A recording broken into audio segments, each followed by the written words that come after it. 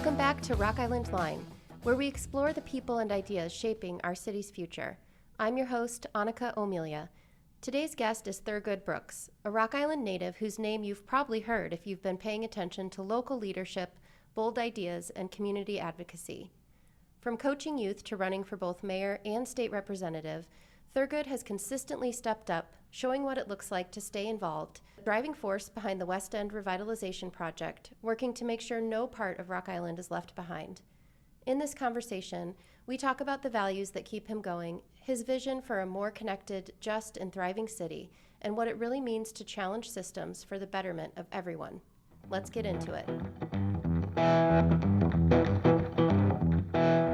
Thank you, Thurgood Brooks, for coming on the Rock Island Line podcast. It's so good to see you. It's amazing to be here. I'm so glad that you reached out to me to be on. And you are actually the first guest in the studio. So everyone else I've interviewed so far, I've had to take my show on the road, and we finished the painting, the carpet's down. I'm still waiting on a couch and some backdrops, but you are officially the first in-studio guest. You didn't tell me that. You feel like you saved that for now. I appreciate that. It makes me feel very, very special. Yeah. It's going to be amazing here. It looks nice already. Well, it's so fun to have you here. And, you know, everyone who comes in, we've just kind of been starting with, you know, your Rock Island story. So tell me about your connection to Rock Island. Oh, well, for me, I'm born and raised in Rock Island. My grandparents, at least on my dad's side, my grandmother, she's originally from Danville, Illinois, and so I have a lot of family down in the Danville area, Champaign area, and so she moved up here mid '60s with my grandpa, and that's when my family on my dad's side settled in here. As for my mom's parents, my grandpa, he grew up in Cairo, Illinois, down south, southern Illinois, excuse me. I'm not sure when he came up here exactly, but I know my grandma, actually, my mom's mom, she's originally from Alabama, and she was a sharecropper as a kid. Yeah, my grandma, literally, as a kid, was a sharecropper, and reason why she came up here is because, well, they were running. I believe it was her father was being threatened because they own property, or you know how that goes, owned property. They were in debt for property, working their field and getting more in debt. So that system worked by saying, here's some land for you, but I own the land, but I'm sharing it with you, and you can earn that land over time by working fields. Working the fields, and at the end of the year, whatever you have worked or you can show for, allegedly it should be able to pay the debt, but more times than not, it wasn't enough for whatever reason. And the debt was, passed on to the next year and with interest usually, and other things. And so that's how that system worked. Sharecropping. And so I don't know the exact encounter that happened, but I do know that to keep his daughter safe, she was sent up here as a young girl to live with her uncle. So that'd be my great uncle, I believe, right? And wife. And actually, he's the founder of Alabama Baptist Church, my uncle A.B. Collins. Okay. And so that's how my family got here. Yeah. Both my mom and my dad. So they also were my dad actually was born in Danville as well. But my mom was born here in Rock Island. And I'm guessing your family has no claim to that land now? No. That didn't work out as being something that built wealth or ended up in any property ownership or? No, not at all. My mom told me a while ago, not so long ago, that during a family reunion, when I was a child, they went back to see that land, but it's not in our possession any sort or anything, or didn't seem to be much of anything then either. Yeah. So So generations kind of converging on Rock Island in the 60s, around that time, more at the height of Rock Island's factories and more when we were in like a boom. Both sides of your family kind of came to this spot. And was that for work, for family relationships? Like, did you know people here? Did they come for opportunity? yeah, it was opportunity. So I know at least, well, like that was my grandma's story. My mom's mom. My grandpa's, I know it was for opportunity and work, predominantly. I know my mom's dad, excuse me, told us that he literally was sitting on a stoop one day and people came by saying he looked for work, and that's how he got on John Deere. And the same day, they got on. And so my grandpa retired from John Deere, both of them. And excuse me, you're right. It was that time period where jobs were booming. There's need for people to work with their hands and be able to walk into a job in real time, show that you're ready to work and really want to learn, do the job, and people were able to make good for their families. And so that's a lot of the reason. And also both of my grandparents were in the Army as well. My grandfather. So the arsenal being here also something that they are aware of as well. And so in addition to having all those factory plants and then that Army connection, so there wasn't an exact, we didn't have family here, there weren't any friends of any sort. It was strictly an opportunity, and then built a home, built a family, to where now like my dad,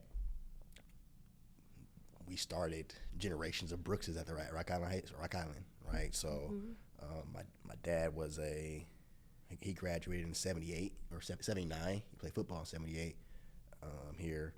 At the time was all-time leading rusher at the high school, had all-time single game rushing yards in the game, I believe touchdowns as well. He ended up playing at University of Illinois on a full ride scholarship. And then I had uncles that played on Elite 8 teams, Final Four teams in basketball. Also played football, so they played on the Duncan Reed teams. A few of my uncles, and then my older brother Tony, he was a three-time varsity starter of football as well, 2-time All-State, I think. I had some success at the high school as well, and now I coach it now as well. I coach my nephew. I coach my brother. So I'm entering my 10th year, and so that's just my dad's side as far as, and that's only athletically. So and then my mom, and like I said, at least for my grandmother, at least my mom's side, as I mentioned, her uncle started Alabama Baptist Church, right? So it kind of speaks to some of the interests in my family and how I grew up as far as being community oriented. Sports played a huge role, but also I grew up in church. So a lot of those things shaped who I am and who I have become. I remember when I met you, you told me this story about listening to records of political speeches when you were like a little boy. Uncle AJ told you that story. Oh, okay. I had to confirm it. Yes. So yes. What is that story? Yeah, I had a unique interest as a kid. And I don't know if it's because when I found out my name was who I was named after, being Thurgood Marshall, that I just figured I had to learn more about him and what he did, things of that sort. But my mom, we would go to Salvation Army on Saturdays or other places, thrift shopping, and I always wanted books. Like wherever we went, I read them. Like I for some reason I just love getting books. And so one time we were somewhere and there was this collection of like audio speeches, of like great speeches. I was like, I want this. And I listened to it. And so I've always had a love for words. And I love what and how they can get people to understand, move, believe, right? And I have and it's also from my grandmother as well, my mom's mom. I'm gonna tie this in for Annika, because now you got me thinking about it. So my mom, my grandma Jones. I'm gonna stop saying my mom. My grandma Jones is my mom's mom. Okay. We grew up in her house. Okay, 1104 13th Avenue. That's where we grew up. We being, at the time, it was four kids, my mom, and then 3 of my cousins. Right. My grandma was a stickler for diction. And perhaps it had a lot to do with her growing up as a sharecropper, her moving, her believing in education, her believing in us being aware of what's going on, right? And being able to be us, but the perception of us not being what people think it should be. And so we would say ain't, should check us real quick. We would say whenever our diction was off, she would check us real quick. And so in addition to that, practice in real time all the time, and my just love for words and Medgar Evers, Malcolm X, Martin Luther King, Fannie Lou Hamer. I mean, I can go on and listening to how their words move people to do certain things and believe certain things. Yeah. Just was attraction to me, something that I always, even to this day, yeah, I think I listen to. That's the story AJ told me, was you'd be up in the room listening to these political speeches from the 60s or, and kind of just so the kids would be outside playing and you'd be up there just listening to these speeches of great leaders and figures. And that was me. And that is me, even to this day. Yeah. It just, I don't know, it's one of my hobbies, I guess you could say. We have some things in common. Just, my grandparents also mostly lived in Rock Island.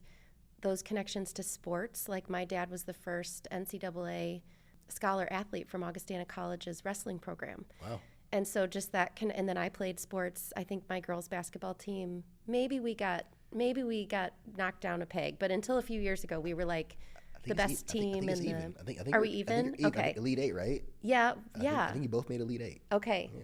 So all those, faith, sports, community involvement. I think my grandpa was a city council person, and your dad was somehow involved in.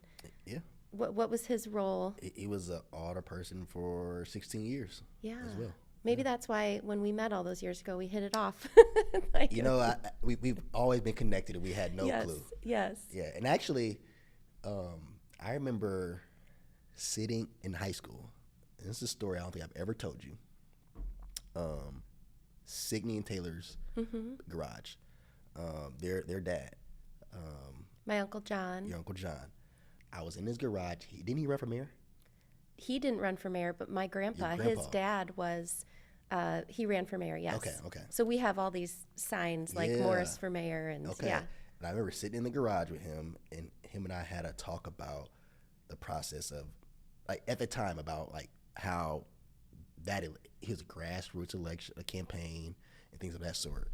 And so that's a memory I have, being in that garage, and so our family was connected way before you and I actually met. So, but my grandpa was kind of embroiled in a scandal, and it didn't end up well for him. So. I think I remember that story as well, but I didn't. But so, that's for another podcast. Yeah. We could tell that story. Yeah. But just a lot of engagement in your community, all the stuff with sports, being part of something that's bigger than yourself, leading people, motivating people. Because you're a coach now for both Rocky and the Steam Wheelers, so kind of a leader of young men. And me and Vic started coaching girls basketball. I saw that. Oh my gosh, yeah. I saw that on Facebook, I think. Yeah, I can't forget my girls. Because if they hear this, they would definitely let me know I forgot about them. So yeah, 6th grade girls basketball. They're the best. They're better than my boys. Yeah, I'll say that all day. Yeah, I tried to pay my daughter to play basketball. My oldest is 5'10", and she wasn't bad, but she doesn't like it. And I'm like, what if I just paid you to try out? And she's like, no, I don't want to play basketball. I don't want to play basketball. Okay, You tried. I tried. Yeah. Yeah. A for effort. My little ones are athletes, but my first two, they're athletic, but they're not into it. And, you got to just go with what your kids teach your like. own, you got to hold off, and maybe a few years from now you have the kids. You can go to the games and yell and scream, and don't be the mom yelling at the referee though. I would never. Yeah, don't do that. Yeah. Okay. But yeah, so just kind of raised to be engaged, to pay attention. Yeah. And even so, when I went to Grant Elementary School, just now closed, and so that was my first involvement with any kind of political action, I guess you could say. Elementary school. It was toward the end of my 5th grade year, I think, when we learned they planned on closing the school, or maybe early 5th grade. But now we could talk about our school because it was our school. You right? So we had our own little jokes as students about whatever the school and all that. But when we learned they were trying to close our school, what do you mean you're going to close our school? We weren't happy about that, right? This is our school. And so feeling the tension and just talking to my peers in the moment, and even just having what I was feeling, and even seeing some of the reaction that the teachers and administration had in the building, I wrote a letter. And fortunately for me, I had a dad who was an alder person, who also it was in his ward, right? And the community rallied, and there were different protests and things of that sort. But in particular, attending school board meetings.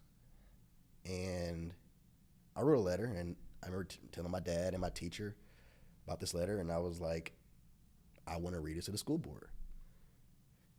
And my dad was like, you're going to read it to the school board. Cool, awesome. And 5th grade me, big glasses, big head, small body, went up there and read this letter to the school board and superintendent, stating my case as a 5th grader, why the school should be invested upon, and instead of, it's not our fault our books aren't the same as other schools. It's not our fault our building isn't as upkept as other schools, right? And I remember the superintendent at the time, I will not say his name, used pieces of a 5th grader's words to state his case, as to why the school should be closed.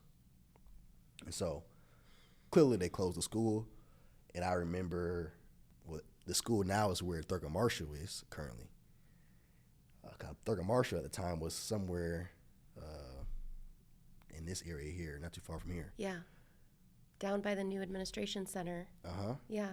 And I remember there being verbiage stating that it made more sense for Thurgood Marshall to be where it currently is, because most students who will go to Thurgood Marshall already live there, which I always thought was interesting. But not to get into all that. But even at that young age, being involved in that way and figuring out or observing how power works, going to a council meeting, maybe knowing they'd already made up their mind, or a school board meeting, and you're there and you're sharing your thoughts and you're advocating for your school, but you can maybe see that these adults have probably already decided. Oh, yeah. And then I noticed growing up that by the time I graduated high school, the kids in the top 10 of my high school class, we pretty much all went to the same elementary school. So you're also starting to see this pattern of like, wait a second, what are you saying about my school and the outcomes for the kids that go to my school, and why is that different?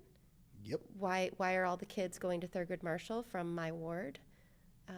Yeah. So you're starting to kind of get into this in 5th grade. In addition to still being that kid who is in the room listening to John F. Kennedy, Martin Luther King, and all these people's speeches. I'm still that kid. I'm still that kid I got my degree in history. I've always loved history.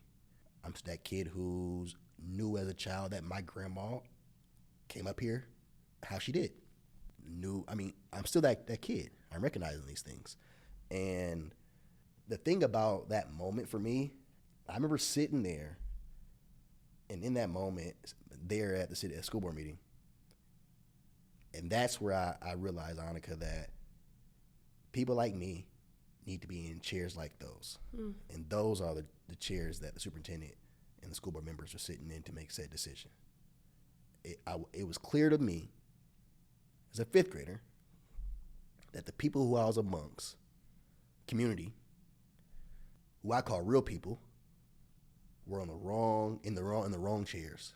And from that point on, I had a conviction in my heart that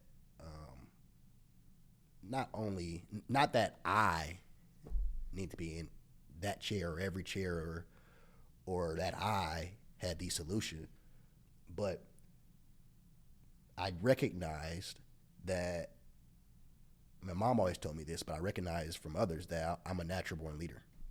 And that's something that you can't take for granted. It's something that you cannot take advantage of. And so even as a child, I can go on and on about the different type of leadership roles that was bestowed on me by my peers most times, or adults who are supposed to do that.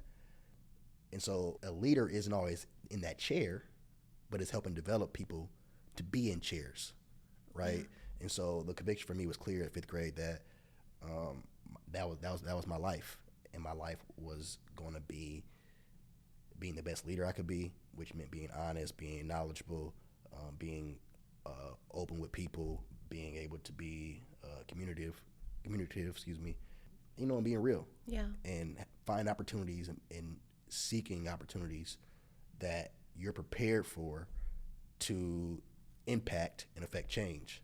And that's being in chairs to do so. Yeah. You are one of the busiest people I know. People do look to you. And so you're doing the West End revitalization. You're coaching 3 teams. I always see pictures of you just mixing it up with your nephews. And you are a person I can tell who really loves family. So just being around the people that you love and being a positive, loving influence. And I don't know, you're always kind of engaging in your community. And it's so cool to see. I'm really curious, what was it like to grow up in Rock Island, being a young Black man, and having people, what your grandma said, view you a certain way, and then knowing all this goodness and leadership and talent and, all this stuff going on inside of you that you felt like someday I want to be in that chair and I want the people around me to be in those chairs. Did you feel like people recognized that in you from a young age outside of your family or, your ward? Or did you run into problems with people viewing you as another Black kid from Rock Island? It's a great question. Is that too personal? No. Annika, we're going to have a real talk here. I told you, I love you very much, okay? And I mean that. Before I answer that question, I'm going to get here. I really do. Yeah. I really do. I appreciate you so very much. So, and I tell people all the time, you, Amy, Tamara, I can go. All of you all. I love you all so much, and I appreciate you all so much. The person I am today, I grew so much in our time. You working with me, in that short time. Really. Well, and for the listeners who might not know, we met, and then you ended up running for mayor, and I was a part of that. Yes. Unfortunately, I didn't get to help you run for senator because I started for state rep, because I started having debilitating heart palpitations related to anemia, but I didn't know it at the time. So I'm sorry I missed out on that. But I'm all better. But that's how we know each other. You're right. Yeah. And I'm going to answer your question, but I got to say this. I have to say this. Although you or Amy or Tamara didn't have the time to help me in my state rep campaign, you did. Because the foundation was set. The best story I can say is I remember I wanted to, I don't know if you remember this or not. First of all, I got you all to agree to be on my team. I don't know how. Early mid-July of 21, I think it was, or 20. I wanted to announce I was running for mayor in August. You all were like, no, we're not. I was like, yeah, we're good. No, we're not. I was like, yes, it was like, Thurgood. No, we're not. We're announcing. All right, cool. Long story short, that was the best decision. Not only for the announcement, but as for me as a leader, I could have very well been like, nope, that's what we're doing. Mm-hmm. Right? But I trusted all of what you all were saying. You all were right, really and truly. But also, I think that set the tone for what I believe experience was, as far as my willingness to listen, adjust based off of what I was getting from you all, be myself, right? And so I really appreciate you all so much, because the foundation of that my mayoral campaign was really the reason why we had the success we had in my state rep campaign, with less people helping us out, because we already knew what to do. We already had certain things done. Mm-hmm. Thank you very much. I did send out all of your postcards to the wrong addresses. That was one of the worst mistakes I've made in my life. I made the spreadsheet. Yes, I erased the first line. I forgot about that. So everyone's postcards went to their next door neighbor instead of to their house. Oh my God. I almost threw up. We live, we learn. We live, we learn. You were so nice to me. I was like, you spent all your campaign money on these postcards. I literally sent them all. That was my job. I sent them all to the wrong addresses. And you were so kind and always so collaborative. And yeah, so I guess maybe I witnessed some of that, of just knowing you and then watching you go out in the public and have people receive you in a certain way. So I'm just wondering, like, your experience growing up, you know. Great segue. See, this is why you perfect for this. But for me, though, honestly, Annika, I think I had a different experience than a lot of my peers. A lot of black boys like me. And maybe it was because my dad was an older person, so I saw and knew different. My Aunt Early, she would tell me every time she's seen me, and she would make me recite, I'm destined for greatness. I'm destined for greatness. I'm a natural leader. So at some point you develop a certain level of confidence, right? And belief that begins to be infectious, right? And it might be infectious to the people around you, and maybe that's why you're perceived to be this natural leader, right? Because of how you carry yourself. But also, it may also be hard to ignore, right? So, although at Grant, most of my teachers, like my counselor, our principals, all minorities, or people of color, I should say. So, when I went to Washington, different as far as teachers, and entirely different. Even the school population, right? But because I went to Grant, I had a level of confidence in myself that I don't think other students who went to Lincoln or Eugene Field, I'm just going to be clear, other black students that went to others, because at Grant, I can walk in the hallways and I'll see little poster clippings of Madam C.J. Walker. I'll see poster clippings of George Washington Carver, right? And all these people who look like Aretha Franklin. I mean, I can go on and on. Entertainers, architect, anybody. Charles Drew. Like, I saw people every day who looked like me, who did phenomenal things. Mm-hmm. And those things transcended dribbling a basketball or carrying football, although I love those things, right? And so that's why at the early age, I never wanted to go to NBA or NFL. I never did. I loved the sport. That was never a goal of mine, ever. And so even at Washington, people perceive, I'm not saying they see, what I can say is I never felt that I was being treated a certain way. And that's probably a lot, why do I say never? That's a lie. But the confidence I had in myself, I didn't affect me, right? And so I think, like I said, I think it's hard to ignore, and also was infectious in some ways. And so, really and truly, there were certain instances, I guess, where I can probably, if I wanted to nitpick, or not nitpick, but be honest. But for me, I think that kind of shift that you're probably asking me about was probably more in college. Okay. Really, when I was at William Penn. Yeah. So through elementary school, junior high, high school, you had a good experience, and you felt like you could walk out into the world with confidence and be unaffected by people who might view you in a different way or see you in a different light. Oh yeah, and I think a lot of that probably was my family, household, and people who were close to me, building that up in me. But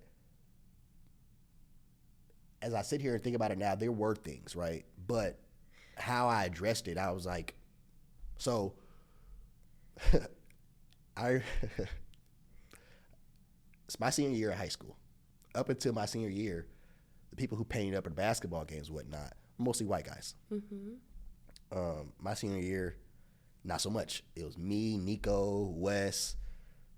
I mean, that's enough right there. Chris, that's 4, right? And then we had Nate Gray. We had Devin Goebel. We had Kyle Carsons, right? So we had a couple.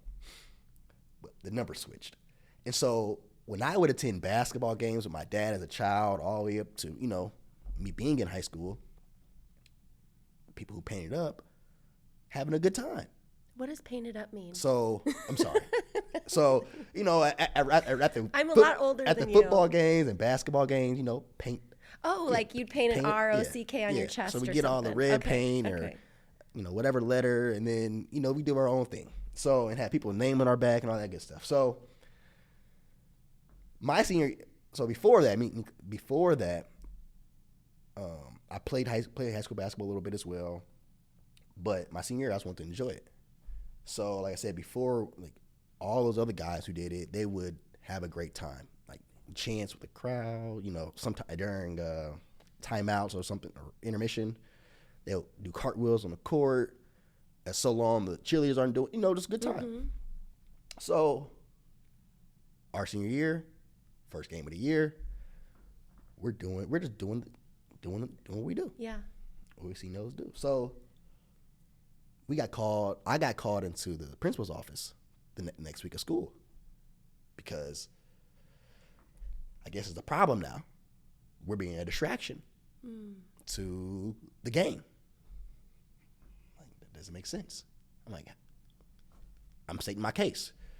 The principal's like, yeah, I think you're kind of right, Thurgood, but I said, okay. So they try to tell us we had to stand behind this little red tape of line, and we couldn't go past that line. And I'm like, no. Yeah. I'm like, I'm not standing behind this line. Like, this has never been an issue. We have done nothing, Yeah. Oh, yeah. All right, cool. Well, Thurgood, when after the national anthem, you have to be behind this line. All right, whatever. I defy it. So I'm literally just standing in front of the line. Now I'm getting handcuffed, taken out of the gym At Rock Island High School? during a game. Like, this is during a game.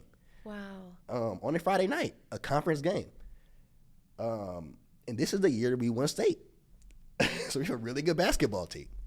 And so now I'm in the back in the hallway, and it's the officer who did it to me, and security guard, and somebody else. By that time, a friend of mine who went to school with my dad and also went to the same church as us with my mom came down. She seen what happened and trying to help me out. Shout out to Miss Jacobs. We love Miss Jacobs. And so my point to them is, why are we doing this? The whole time I'm out there, the whole student section is chanting my nickname, TB2. They're chanting my name. Security guard was like, Thurgood, we need you out here. I'm like, look what y'all did. Yeah. You were saying we were a distraction. Whole time now you have made a distraction. Yeah. For what? So ultimately they end up changing the rule and letting us do what we were. But my point is saying that's an example to where I think it did not affect me, right? In the sense of like, I mean, it's affects someone to be handcuffed in front of the entire student body and walked out of the gym. But I don't think I reacted. Yeah. That in ways that some of my peers would have. Yeah. Right. And also I knew what I was doing. Right. And so that's where I kind of say, like, even them doing that to me, the security guard, he knew, like, we're tripping right now. Like, this is Thurgood. Mm-hmm. You follow what I'm saying? And so that's kind of, I don't know if it's making sense, but that's what I'm getting at as far as I was aware of certain things. Things may have happened to me, but I always felt in control. Yeah. I always felt that. Well, it sounds like you had relationships. There were always some people around you who really knew you and saw you for who you were, and there was some safety in that because people could recognize, here's this kid, so you might have been experiencing some things that were challenging, but in your mind, you had a way of not, because I've never really heard you complain about that stuff, and I think I would, I don't know. So you just brushed it off, or you just composed yourself and communicated and had relationships and just worked through it. You just kept continually working through it. I did what I learned. I did what I mean, I'm not perfect, but I told you my grandma was a sharecropper. I learned years later that my grandfather my grandpa Brooks, Grandpa Brooks, his dad was lynched in Texas. And so if I were to exclude personal things from my family and just look alone at the history of people and how they got here and consider what I was diving into as a child that we already talked about before, who the hell am I to really complain about things that happen like that to me? Who am I? Especially if I'm able to communicate how my grandma was checking me with my diction. There's a reason why she was saying that. There's a reason why she was telling us, watch the news whether you like it or not. You got to be aware of what's going on, local, state, and federally. Mm-hmm. There's a reason why those things, because how you're able to communicate, compose yourself, foresee certain things because you know, have a certain understanding, helps you foresee certain things. And then by building a relationship with people, it does allow you to feel and feel like you're in control, even in the midst of chaos. Yeah. So I was leaning on and practicing in real time what I was taught. That is a toolbox of strategies and kind of to protect you. You know, your grandma in some ways is trying to protect you and to help you be successful in the world that you are living in. But that's like an extra layer of work all the time. I mean, is that ever exhausting to have to, because, you know, your family came from a place where people said ain't. And it's like, okay, well, it doesn't take away from how intelligent someone is or how loving they are or, you know, so it's like, okay, well, we can't say that anymore. And fine, whatever. But that level of like having to rework things to present so that the world can view you in a way where you can accomplish your goals, that's just a level of like work to do every day. Does that ever get exhausting? It's you know, not saying ain't is a small example of that, but I follow you. You had a lot of pressure to cut your hair when you've been running for different things. Yeah. Because maybe someone would just pay attention to your hair and not to you, or yeah. So I would say it's not exhausting for me because I think I've practiced so much. Like, this is literally, Annika, when I tell you 5th grade, I remember almost what chair I was sitting in when they used to have, how it used to be said about in the library, the school board meetings. I remember exactly where I was sitting at, and I can still to this day see the superintendent from the angle where I was. That's how clear it is to me in the moment of really understanding that and feeling that we need to be in those chairs. And so from that moment, like I said, I wasn't perfect, right? But I'm one of the only people in my age group. We were the kids who Facebook was becoming a thing in high school. Like, so MySpace was there when I was in junior high, right? Facebook started to come in real when I was in high school, right? And so social media was starting to really develop. My point here is I knew better what to share in some ways. You follow me? So what I'm getting at here is I had a conviction even from then of how to operate in a lot of ways, although imperfect at times, like in public. So I was practicing. This muscle, this toolbox. I was using these tools from an early age. And so now it's not exhausting for me because it's practiced, right?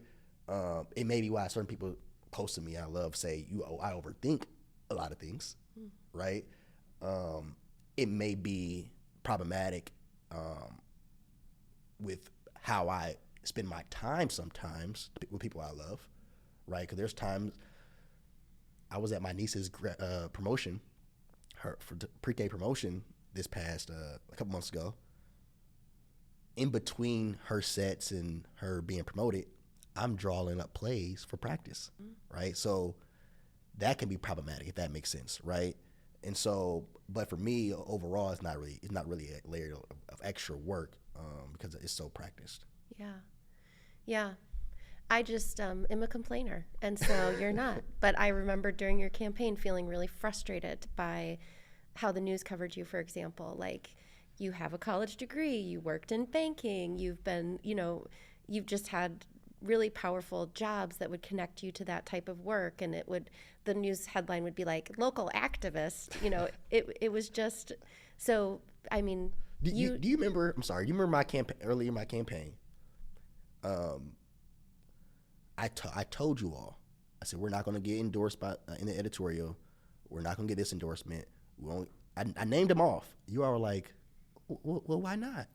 I was like, we'll do the work for it. We'll treat everybody this. We'll be us. We're not going to get them. And remember, we didn't get them. I was like, you said. I was like, so my point here is, when you understand like a level of foundation, like again, think about history. It truly helps you kind of foresee what may be happening, right? And so when you're able to foresee something, you're able to manage your emotions differently when it happens in real time.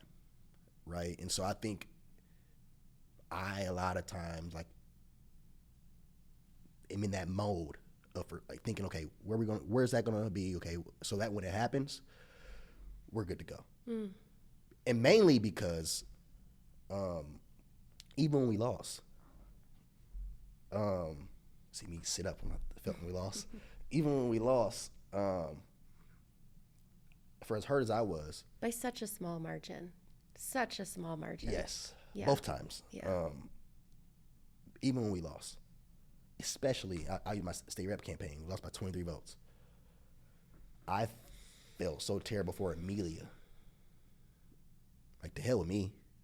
I felt terrible for Amelia in that moment. Because she'd been helping you and managing your campaign, and and so even with you all, right? And so that's what I'm getting at, is because as a leader, I feel like certain responsibility, right? And that comes with it. I just admire that, you talked about Grantwood and standing up for it, but the school closed, and you've run for 2 offices and barely lost. And I just see you still out there working for your community. Like, you don't even hardly take a break to just, I think I would, you're just back out there helping to build things and grow things and be with people. And so far, some of that story has been just some losses, but this kind of persistent nature of trying to improve the lives of the people around you, which is pretty cool. What do you think about the youth these days? How are they doing? How do we help them? How do we help the Rock Island youth these days? My daughter's going to be a sophomore at Rocky. Oh, that's exciting. Yeah. Be real with them.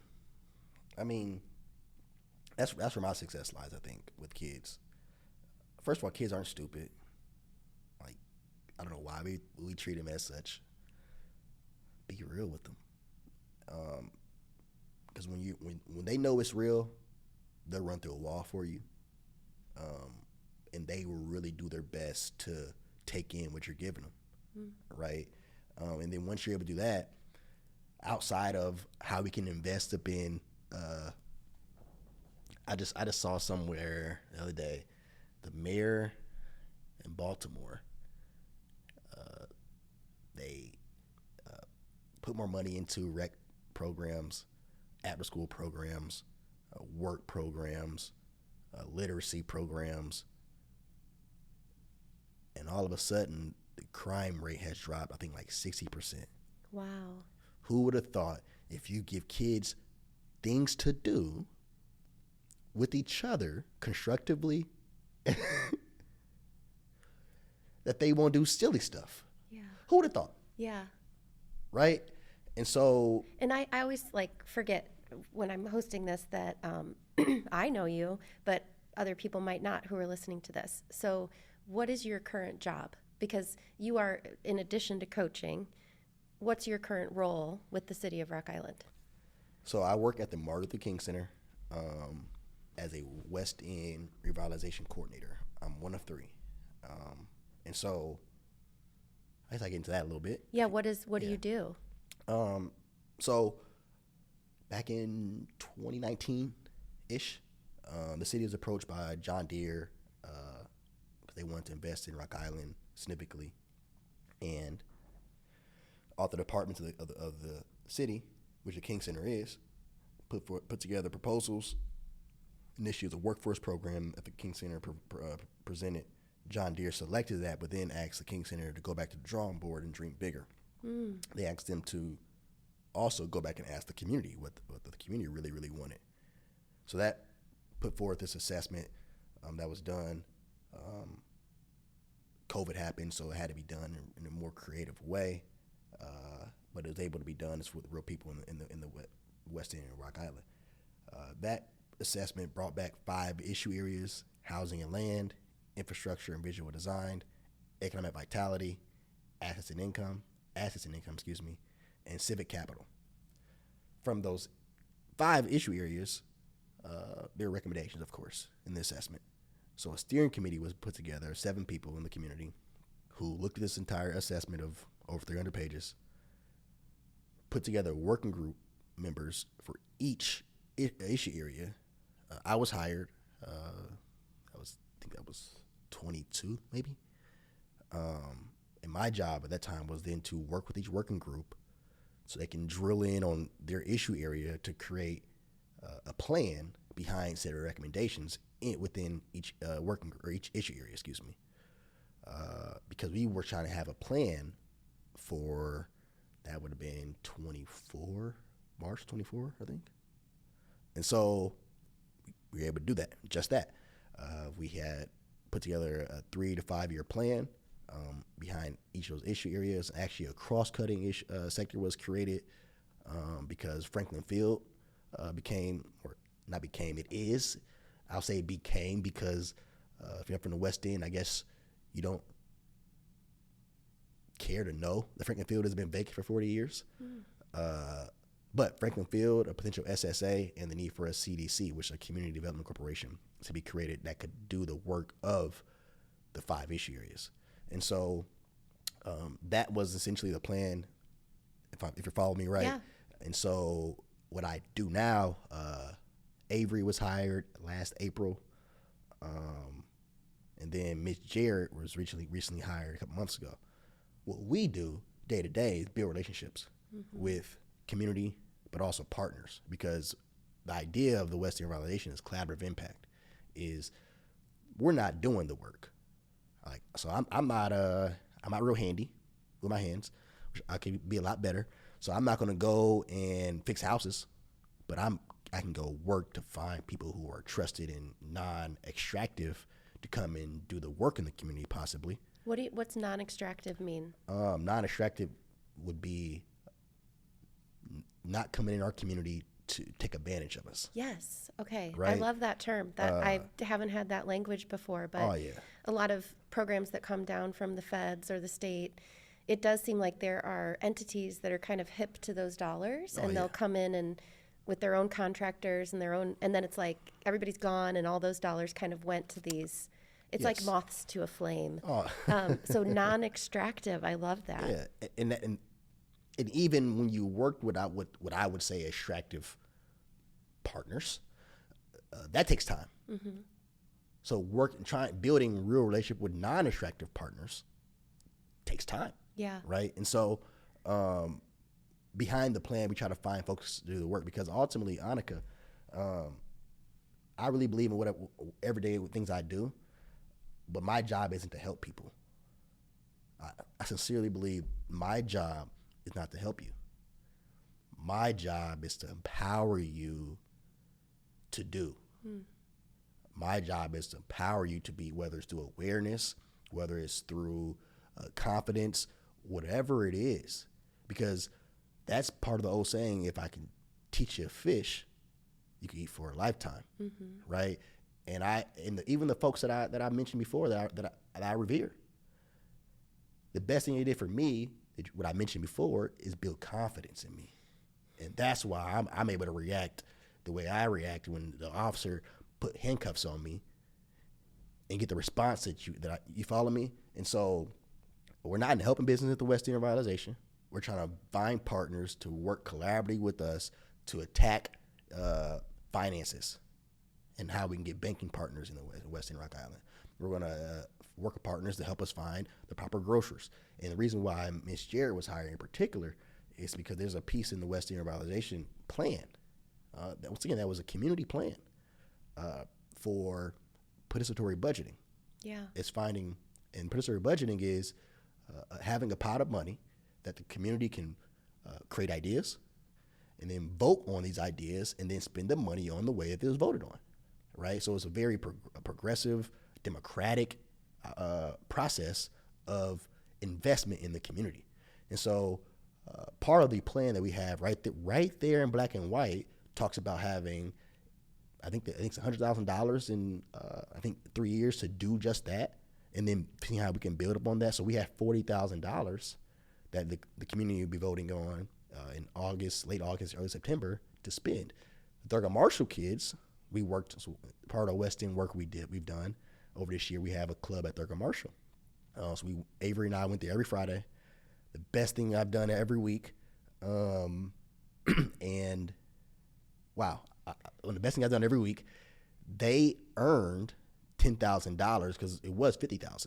But Avery and I were like, why can't they get 10? Yeah. And they do the same process within the cells in the school, and they did just that by the end of the school year. And so the work that we're doing, like I said, is building partnership with the community, building partners with that do the work of the plan that we need, the resources we need in the community, finding those folks to show them where they could be helpful, but also the need and how they kind of coexist together and how we can bring real partners here. So that's what I do day to day in the West End. And I've been watching all the different meetings. So I heard Dylan actually recommended to the city's economic team that they model what you're doing in the West End with the participatory budgeting and just your practices, that whatever's happening in the West End is just a model for how to do community development well, and that the city's staff should really adopt or get with you guys. I don't know if they have yet, but in the last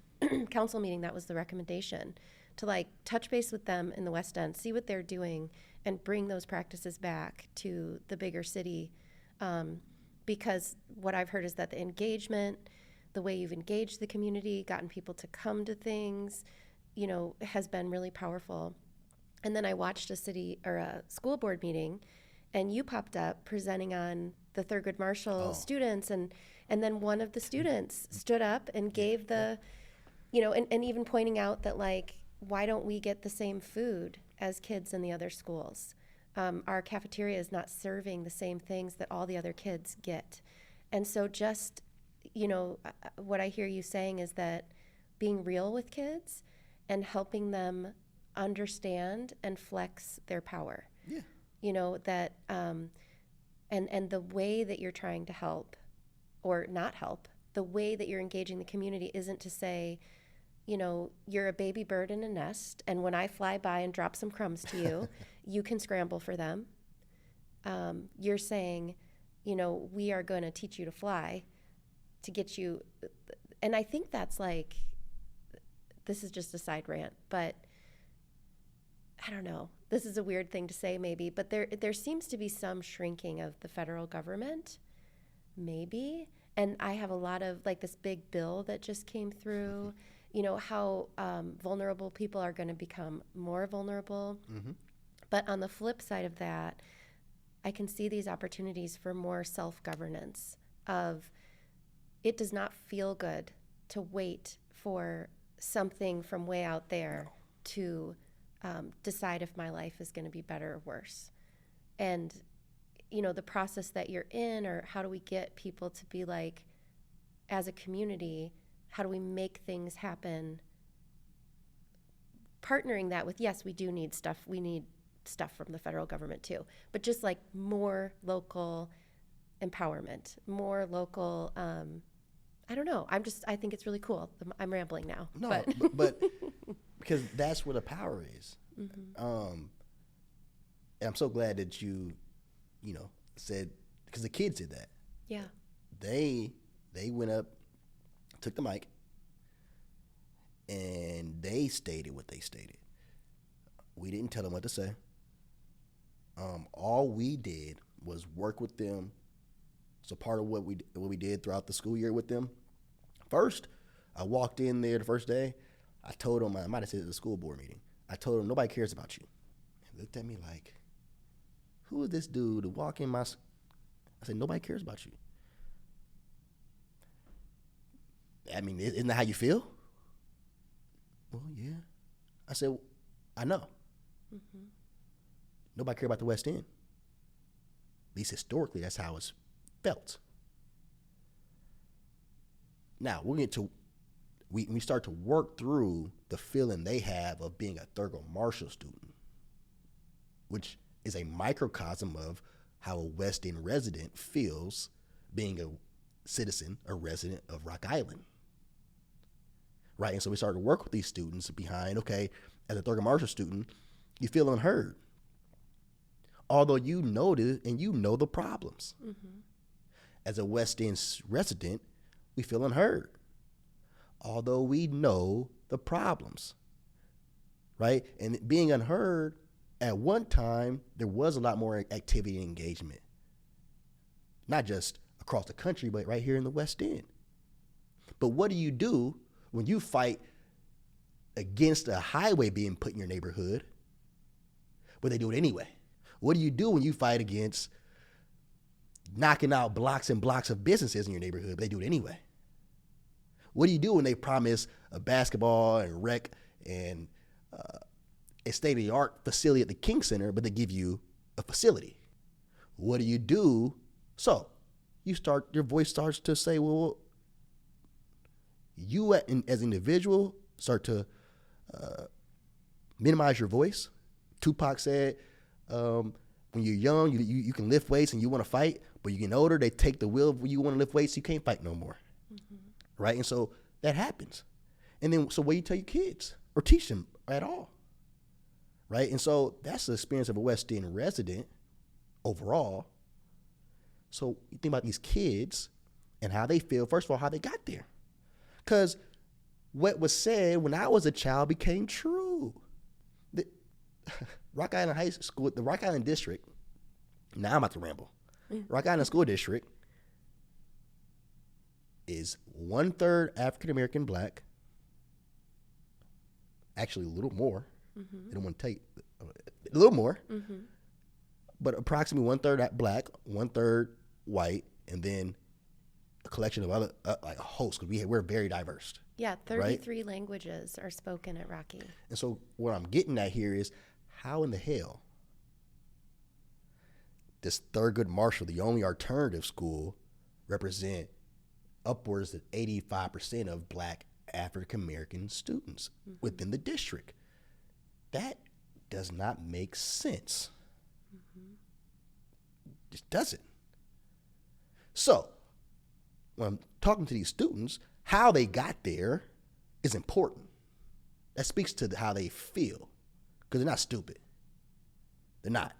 I talk to them every day. They're not stupid kids, right? And so we were real with them, Monica, starting off, and we were real in the sense of we're gonna be here every week. Avery and I showed up every week. Every Friday we showed up, and we talked about music, how music impacts you in your life, listening to it and all that good stuff. And actually, we talked to them how it was intentional. Some of the things that happens with their music to us was intentional behind private prisons even. So they learned about private prisons and what private prisons does and how they learned about all that good stuff. Yeah. And then we moved into, okay, local politics. What's your mayor do? Who is your mayor? What your alderperson does? What an alderperson does? Who is your alderperson? Where are their borders? What type of government does the city of Rock Island have? Which means we have a city manager. So we went to that. School board. Okay, cool. County board, county clerk, sheriff. Okay, state rep. We went into that. And then we touched on federal because, like, to your point, we're here. Yeah. Right? And then now they're hosting the mayoral automatic municipal forum. Wow. We work with the NAACP to where the kids curate the questions. We're the moderators, the timekeepers for the municipal and school board election forums. One was on a Monday in a week, and one was on a Wednesday. Yeah. They did it all. Wow. From there, we start working on municipal budgeting and a few other things. And so my long point, because you got me worked up, I love those kids. My long point is, we told them, hey, you're going to go to the school board and present to the school board. And we help refresh certain things that they knew, but they were able to connect. So they put the connection behind. So yeah, I get my diploma and it says Rock Island High School. I'm a Rocky student. Yeah. Huh. So if I'm a Rocky student, then yes. Yes. So did I help them? No. We built a level of confidence in them. But you did hold a mirror and reflected back these words, these things I've heard you say. You are smart. You are capable. You deserve to understand your situation and what led up to the reality that you live in now. The things you do matter.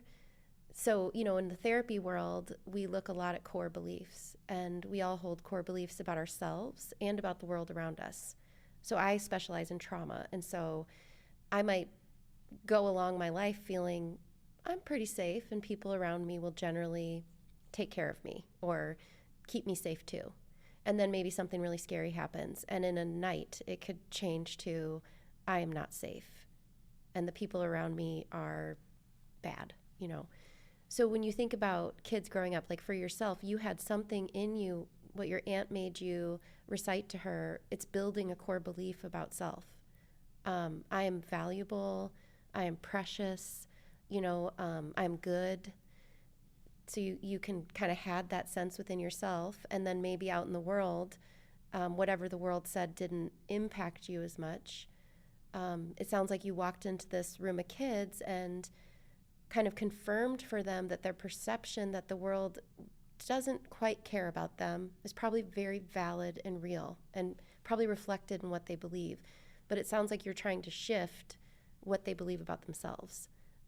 Would you say those kids have trouble believing in their own goodness or talent or worth, or different than like your experience of kind of generally knowing that you're good even from a young age? I would say yeah. On the surface, I would say yeah. Let me be fair, right? And what I try to do is exactly what you said. I'm a firm believer that the reasons why you are a victim is the reason why you should be a victor. So when I went to college, my roommate, his name was Brandon. He grew up in Crystal Lake, Illinois. So anybody that is aware of Crystal Lake? I've never been. Okay, well, Crystal Lake. Full of crystal? Maybe some white crystals. But no, I love Brandon. Brandon is one of my best friends to this day. But it's predominantly white. It's like 90-something% white town, right? Suburb of Chicago. And so it's safe to say Brandon didn't have many experiences with people who look like me, besides what he saw on TV. A lot of times Fox, right? And so when him and I became friends and roommates, we had interesting discussions, but I never once felt he was racist or isn't. None of that, right? And so that relationship for me, like how that developed, helped me understand how people think and how people can be misunderstood and how people can grow, right? And so when I think about the things he was able to do, so he probably never had to make sugar bread because he probably had a pantry full of food, right? There are certain things he didn't have to grow up and do that because I did, now I'm able to be, maybe I'm more creative in some ways, right? Because I'm using different muscles because as a child I had to endure certain things, right? And because I grew up a certain way where I may have had certain oppressive things happen to me, now I'm able to problem solve differently. You follow me? And so I could sit in the reasons why I'm a victim, and I hate to say it like that because I don't want to sound insensitive, right? Because I recognize what victims are, right? But I can sit in that or recognize that it has really sharpened me in a lot of different ways, in ways in which people who didn't have to go through certain things have no clue. And that's why we see people who we call privileged, and we classify them as toddlers in how they react to certain things, right? That's why we have some leaders who have always had, who don't know how to be, have any empathy or sympathy, right? Because they have never had to be in certain situations. So even with those kids, I'm big up on massaging those things that people are told are bad for them and help them understand that, okay, yeah, but this is where your power is. This is where your power is. That resilience, like post-traumatic stress, bad things happen or something traumatizing, and it can destabilize someone, and, you know, it's real. But some people go through like post-traumatic growth. So it's kind of a similar thing happens and you grow on the other end of it. And what's interesting about that is often it's not the events that happen to you, it's how the people around you show up for you in the aftermath. So two people could go through the same experience, and this person, when they go and talk to someone about it, it's like, that didn't matter, not a big deal. You know, laugh it off, don't take it seriously, don't provide or offer any support, or don't validate it as even being true. And they can have one outcome. And then, you know, if you have trauma happen over here and the first person that interacts with that person, they're like, wow, that really happened.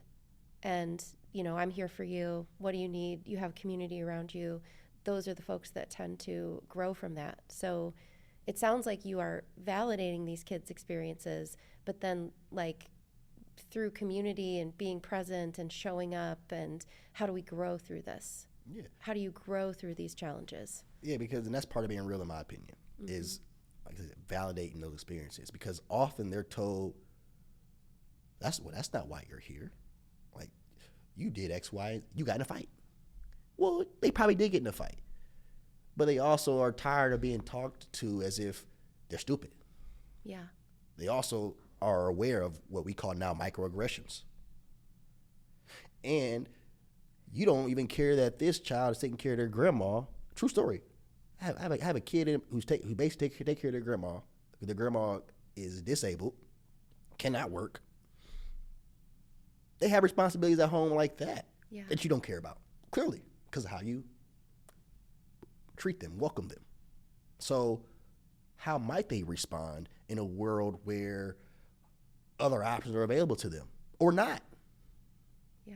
Right? So I love work I do with those kids, and not just Thurgood Marshall kids, all the kids. That's kind of how I am as a coach, and kind of.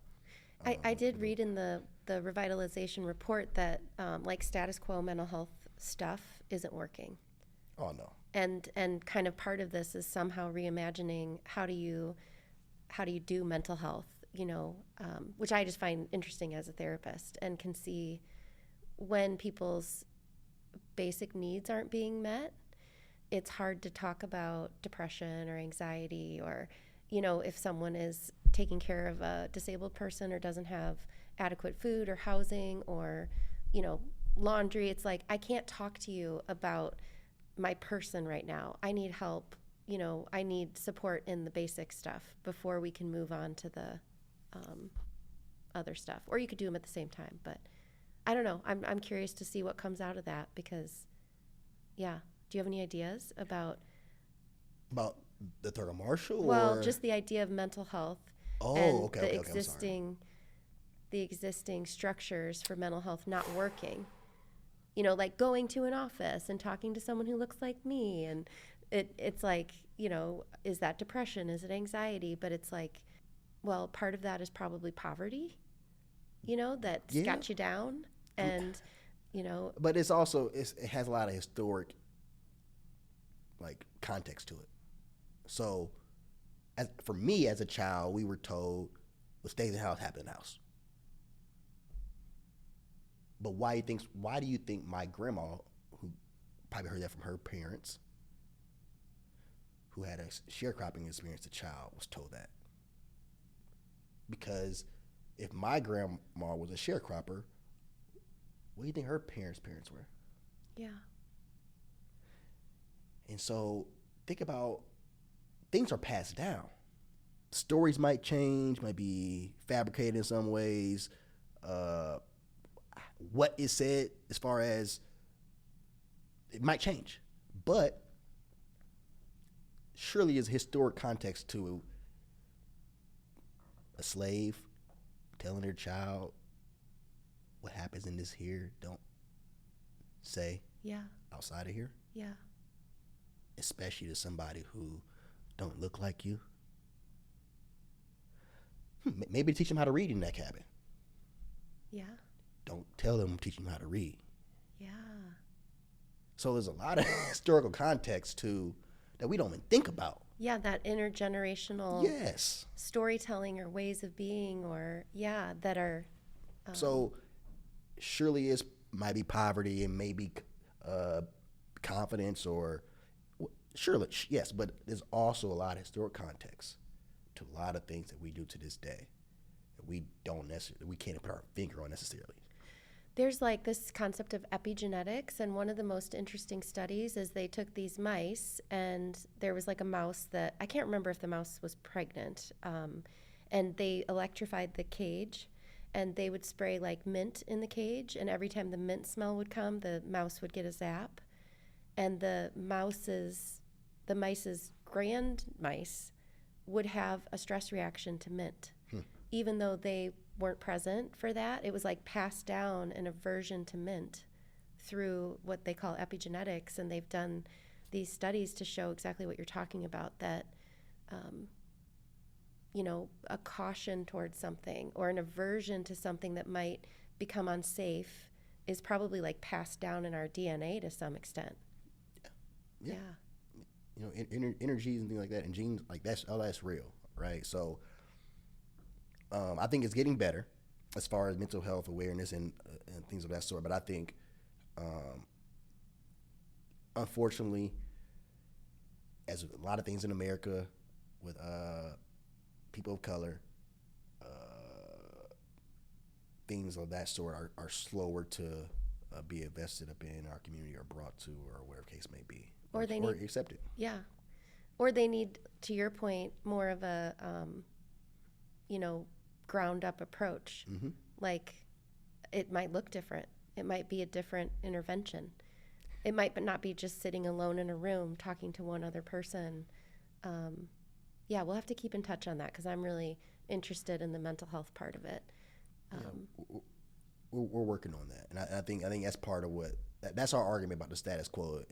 can't be status quo. That because the work we see from the time we worked with a lot of these kids to today. The principal told us how they have changed how they operate within the school and treat these kids within the school because of the work we're doing with the kids, but how they have started to change, develop, and grow since working with us. Wow. Right? And even that school board meeting that you talked about, the kids going to see real changes. Yeah. They're going to see real changes. So from the superintendent on down, school board members, not only do they tell us that, but menu options are available to them now as far as how they're going to be set up, how their menu looks, and other things. So they feel the power and they see it, and that's the thing that I love the most. That's so cool. Yeah, and it's like those kids show up with a part of themselves that has become the most protective and sometimes disengaging. Like, well, I get in trouble if I fight. Nobody does anything if I use my voice. Disengaging becomes like a survival strategy, because if you care and are constantly disappointed, that is really exhausting. And so I think our human spirits are just self-protective. Like, I'll just stop paying attention. I won't try to be invested because it hurts to, yeah. So who the kids turn into? What do you mean? Adults. Yeah. Oh, I see what you're saying. Right? Yeah. So kids turn to adults. Yeah. And so if now you're an adult. Yeah. And honestly, that's a large part, Annika. Besides how I feel about my abilities, confidence, understanding, strategic thinking, vision, that's why I ran for mayor and state rep. Because real people need someone that they can see and know is just like them, pursuing and or doing jobs that impact everybody. And once they see that, although they may not be engaged in the moment, you start getting some engagement. They may start to believe a little more. You might get them to a community picnic. And you might get them on a working group. Mm-hmm. Right? Now they're voting. Have you seen any shifts in engagement from in the last 5-6 years? Community engagement? I would say so. Maybe a little bit. I think my state rep campaign, for example, I think it was 3 of us. I wasn't backed by any kind of big money, unlike my other 2 opponents. I came in second by 23 votes. I think that had a lot to do with engagement in people. But since then, Annika, we have a different city council and mayor at this point.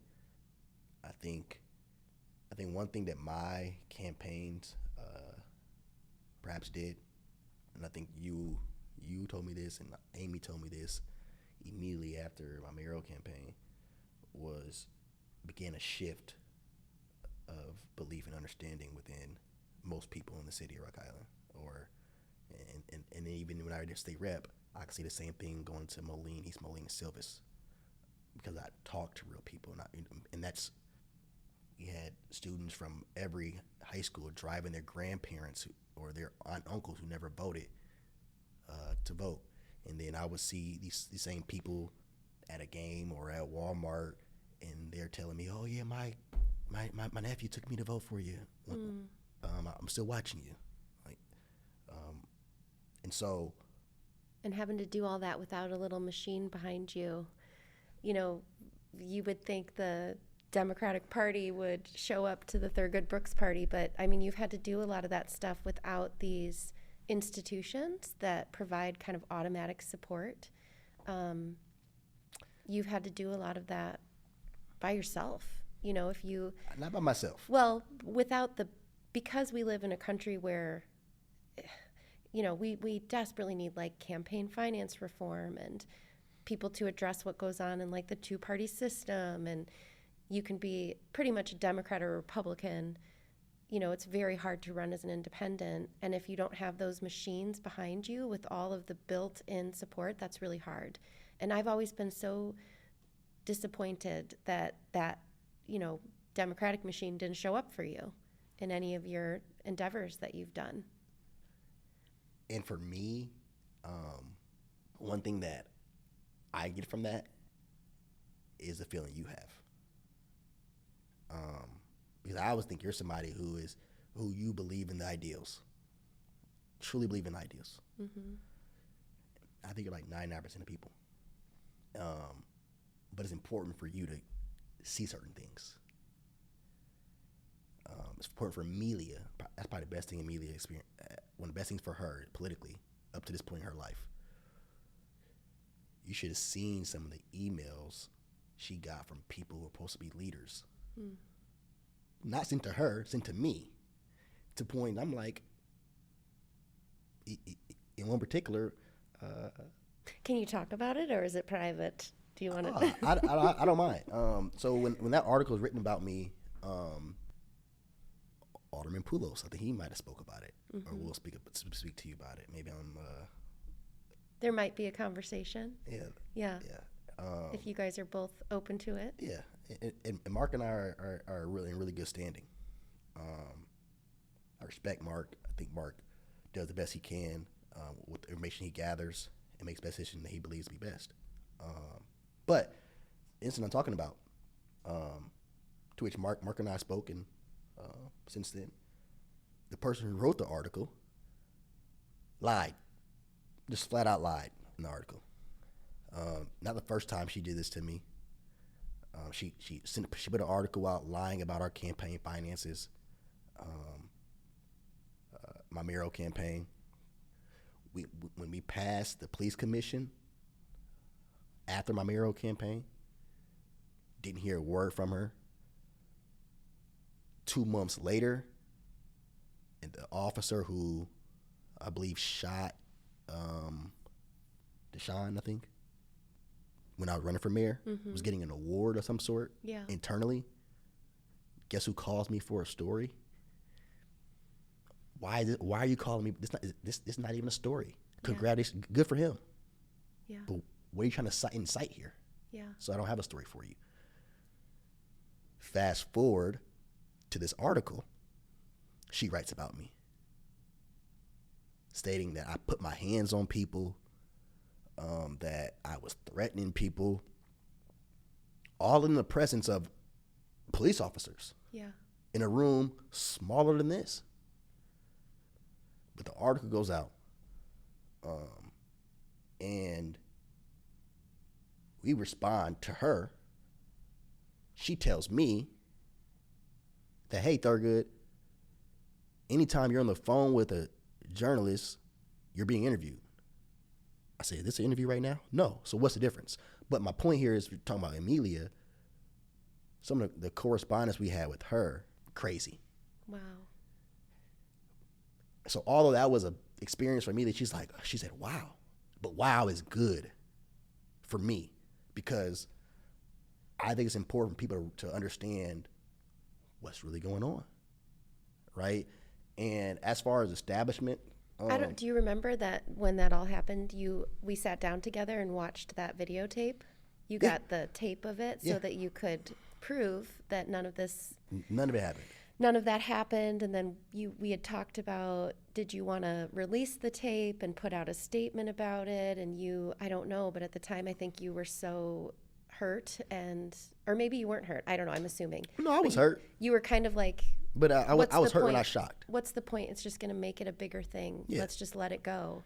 Some of that, I could not fight them and run a campaign, especially with the apparatus we had. But also, I knew people were watching, and I don't want to keep the main thing. Yeah. The main thing for me was being a state rep for my community, Rock Island, Moline, East Moline, Silvis. That was the main thing. And I recognized what she was doing was an old tactic that I've read about. I've read it before. So although it did hurt me, it actually pissed me off in a lot of ways. You're trying to reach so many people. And in this, we have such a small news footprint in the Quad Cities. There are so few places where you can go to learn about someone. Mm-hmm. And so, one story that says that you're basically beating people up in a public space. I mean, that you're... That's that same weekend, though, Annika. There's an impact there. Oh, definitely. Because you've got people in a region, and that might be the only thing they know about you, and you only lose by 23 votes. So look, so here's some irony. First, that weekend, I'm out knocking on doors, and the first door I knock on in Moline, this older white lady comes outside. It's cold, snow on the ground, and she's like, "Oh, you're that Thurgood guy." I'm like, "Yes, ma'am." So I saw the article, and my heart just sinks. I'm like, but I'm prepared. I'm trying to. Now I'm about to. She's like, "Nope. I seen that before. They're doing it again. Keep on. You got my support.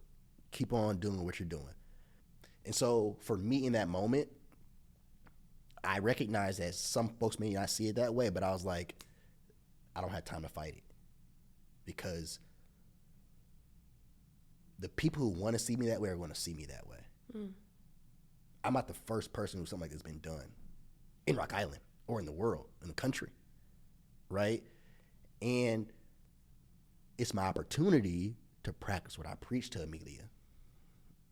Opportunity to practice what I preach to the kids and to Annika and to Amy and everybody else I work with who are upset because they know. You were ready to fight. You were like, I've seen you were upset, right? Well, I was getting heart palpitations, and so, but the opportunity for me was different in where we need to go. And so the irony, though, is this.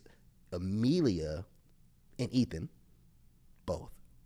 But Amelia kept the folks who had something to say about that away from. I had no knowledge of that throughout the campaign. She did such a great job.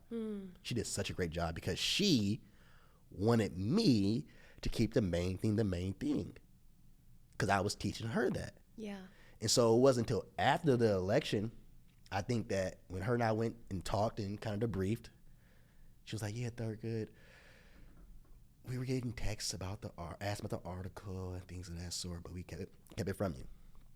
And so that's the irony of it. So yeah, I'm sure it had just 23 votes. Yeah. But what if I would announce a month earlier? What if I'd announced 2 months earlier? Do I get 20? So yeah, that's where I think opportunity lies to learn and get better. Yeah. I just hear from you, again, resilience and life isn't fair, but what's new?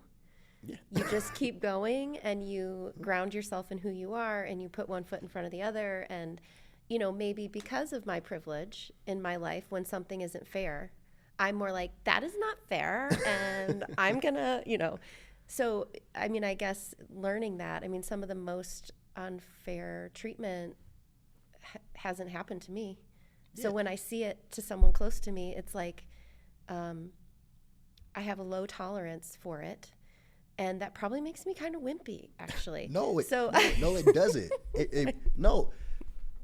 It balances everything out. Yeah, it really, really does. And it doesn't make you look wimpy. I'm a little wimpy. It's okay. It gives opportunity for people who are leaders to respond how leaders should, instead of emotionally, whatever that is, wimpy, upset, whatever it is, right? And so even I think about the establishment, things of that sort, and the experiences we had with all that, or did not have, or however you want to say it. So the tension that is there, I guess you can say. I recognize that tension. I don't take it personal, although some people may think I do. I recognize, I guess, how it always has been. There's federal government, there's tension between the Republican Party within the Republican Party, within the Democratic Party. There's two different fractions within both parties, right? And there's tension between those as far as where the party should go. Right? And so why wouldn't that be the same thing here in Little Rock Island County, right? Especially in a place where, especially politically, has been one way, regardless of party. 2025.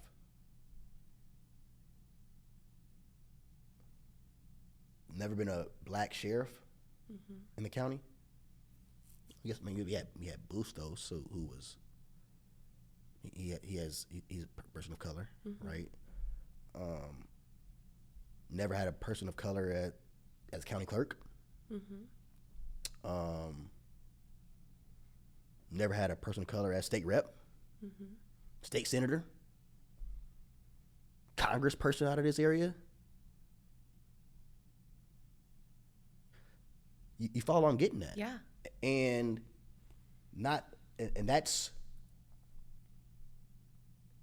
even with the establishment party stating their belief in diversity, leadership, all these things that help them regularly get elected, right?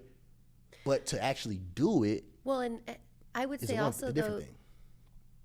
You're not a person who could probably be like controlled. So maybe if you were a moldable or controllable candidate, it would have gone. But you had your own ideas. You have your own, because not all of your even like the police commission, I think people expected you to come out with this defund the police thing, which was not at all what you were about. That's crazy. Yeah, but you also weren't quite lockstep in line with maybe what most liberals were talking about at that time. Like, you maybe have always been a little bit independent, maybe mostly had Democrat-linked ideas, but you weren't maybe willing to abandon your own messaging or whatever felt right to you, or so, and it's not really equity and inclusion and all that stuff if you have to be a puppet for someone either. Oh. You know, that term means that you get to show up fully as yourself, and that must have felt too risky for them. I don't know. I'm sure it is. Yeah. I'm sure that's risky because you may not just go along with the get along, right? And I'm not accusing all of them of doing that, or I'm not accusing anybody who. But my point is, to your point, I told somebody, I won't use the exact words,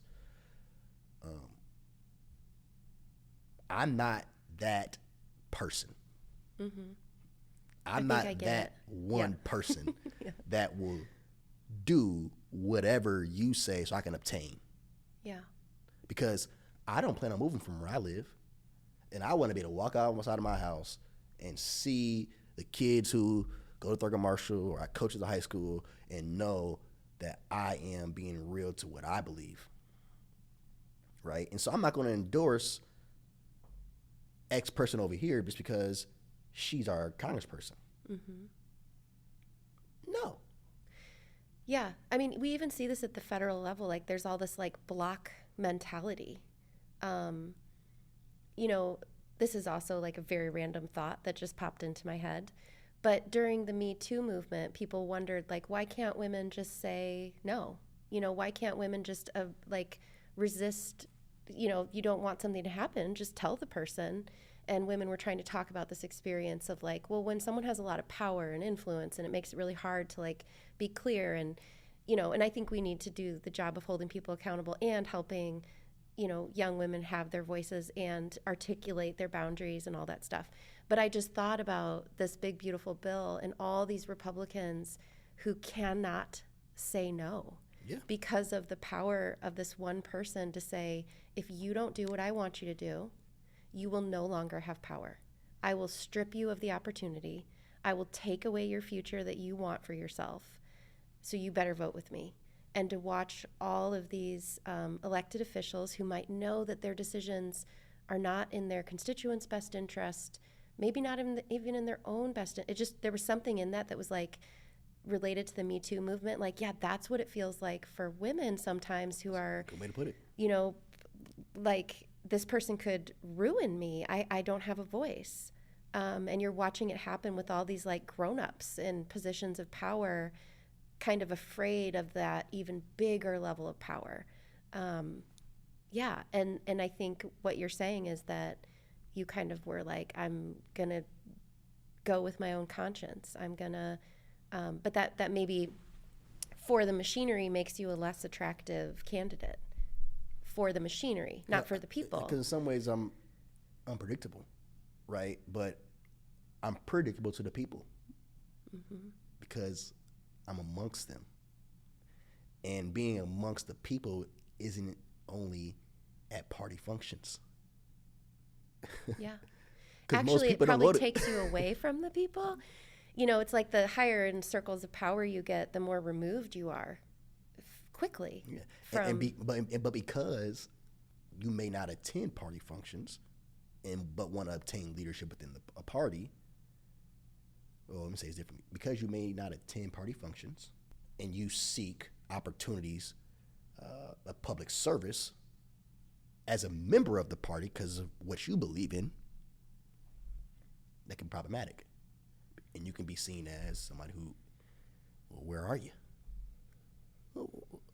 I'm among people.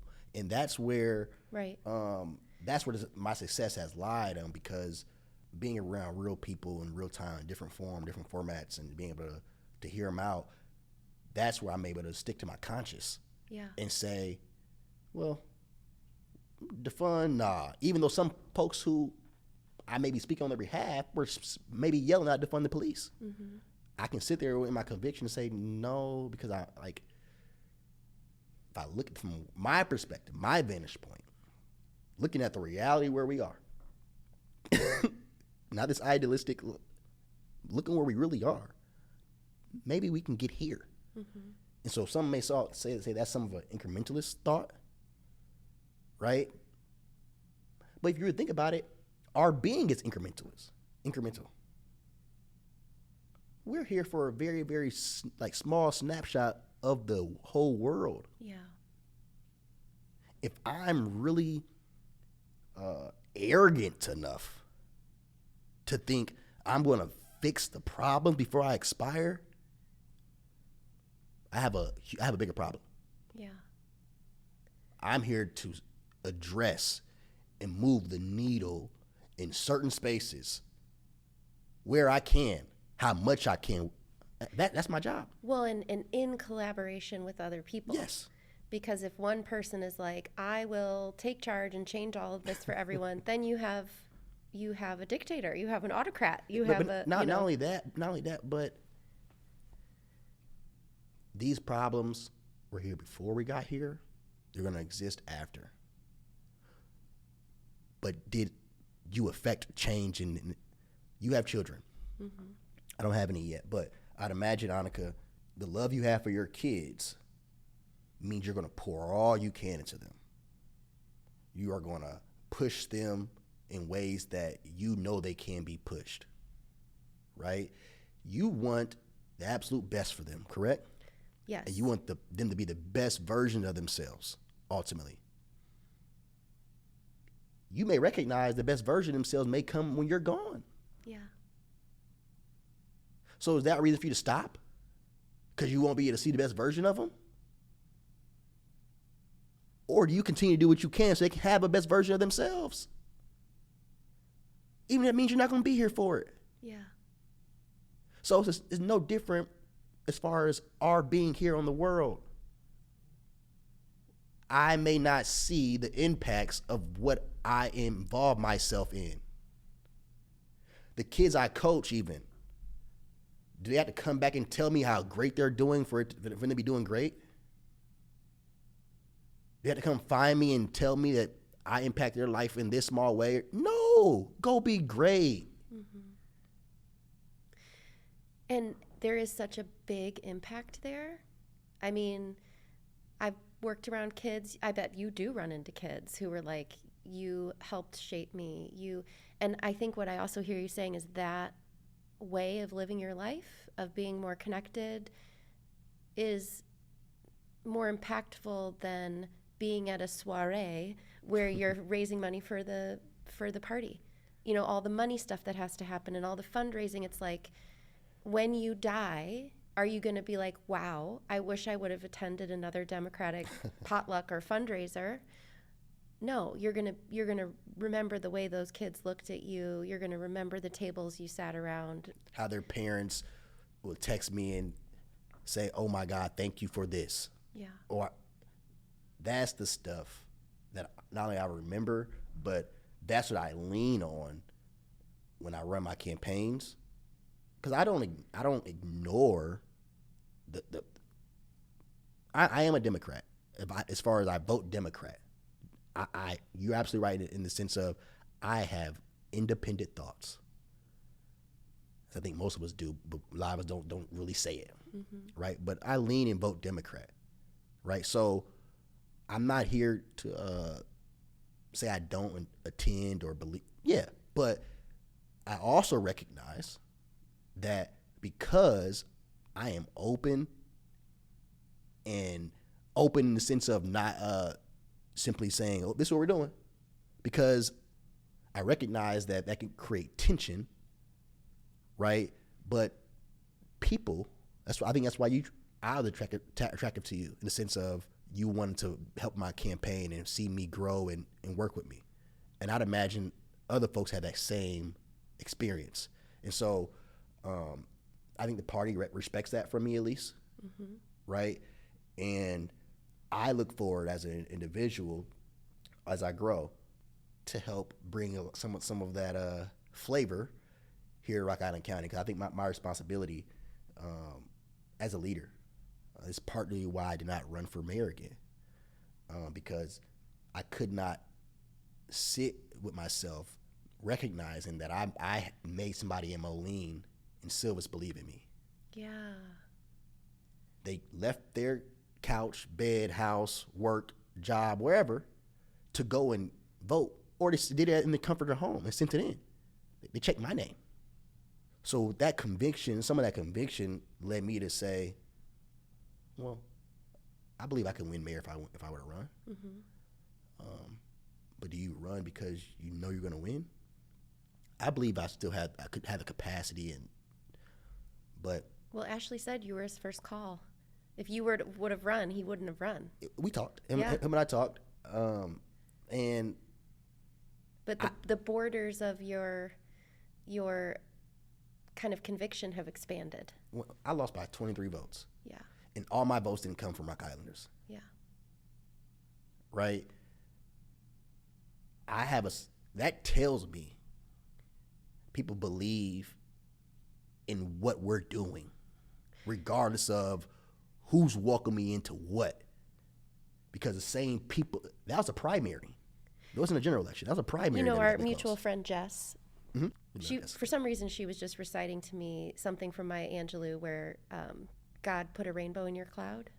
And it's kind of like, you know, I feel like this work you're doing in the West End, I mean, you're getting like a master's degree in how to do the shit. You know, like people are always like, every campaign you listen to, it's like, well, we need economic development. We need community development.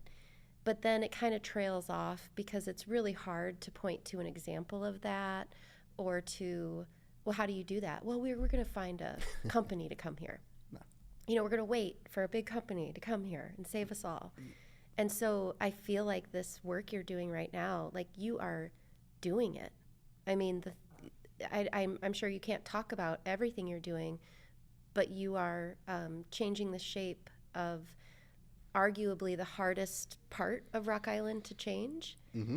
And we are the city in this region that might have some of the biggest challenges with our median income. And, you know, so if you can affect change there and are modeling all these ways to do that, it's like creating change in places that have resources isn't actually that hard, you know.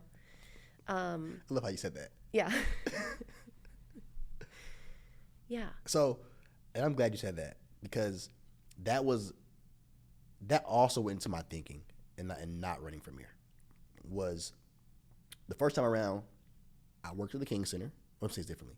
It wasn't the first time around. When I ran for mayor, I worked at the King Center still, but I was a family advocate. And you cannot be an employee for the city and be the mayor, right? So I was fully aware that had I won, I would have to find another job. But I was okay with that. I was okay with that. I love the King Center. I love the families. I love that work. But I was okay with giving up that work and have a different job so I can do the work as mayor as well.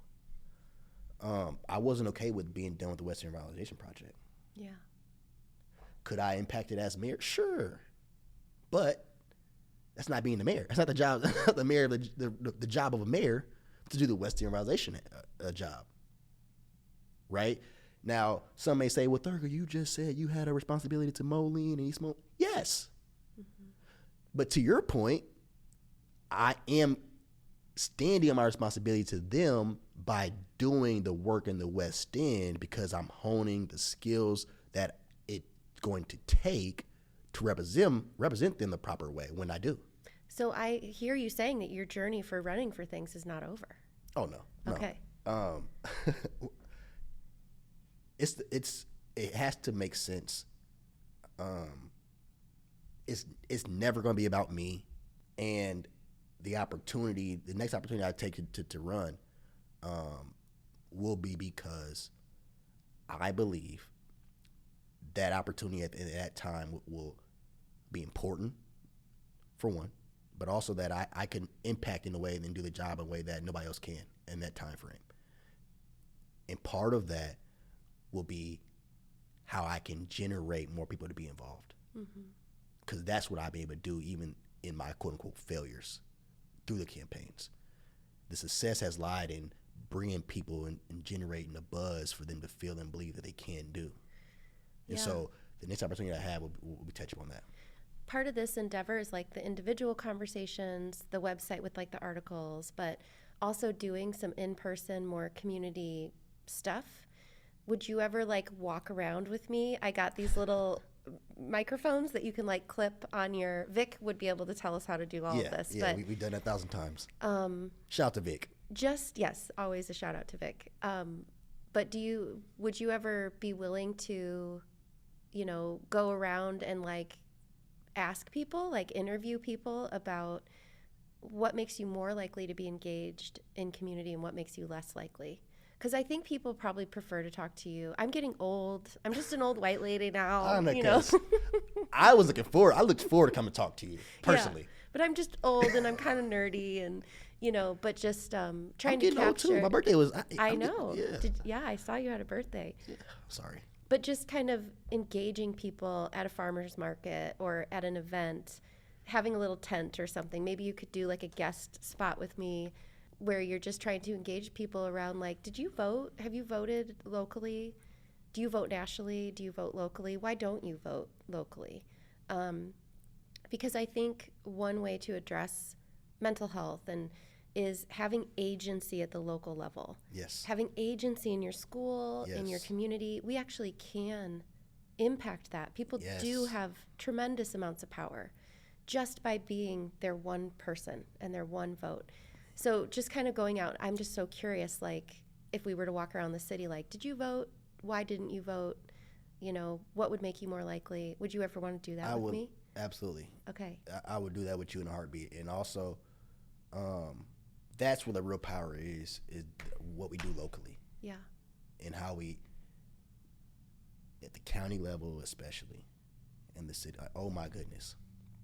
If we knew, we how we vote for president would look so different compared to other elections, right? And so I would do that in a heartbeat with you. Okay, let's do it sometime when it's not super hot out. We'll find a couple different events, and because I think a part of this endeavor is just getting people to be engaged, and really, like, you look at those kids, looking at the city of Rock Island holding up a mirror to it. Like, it is beautiful here. There is value here.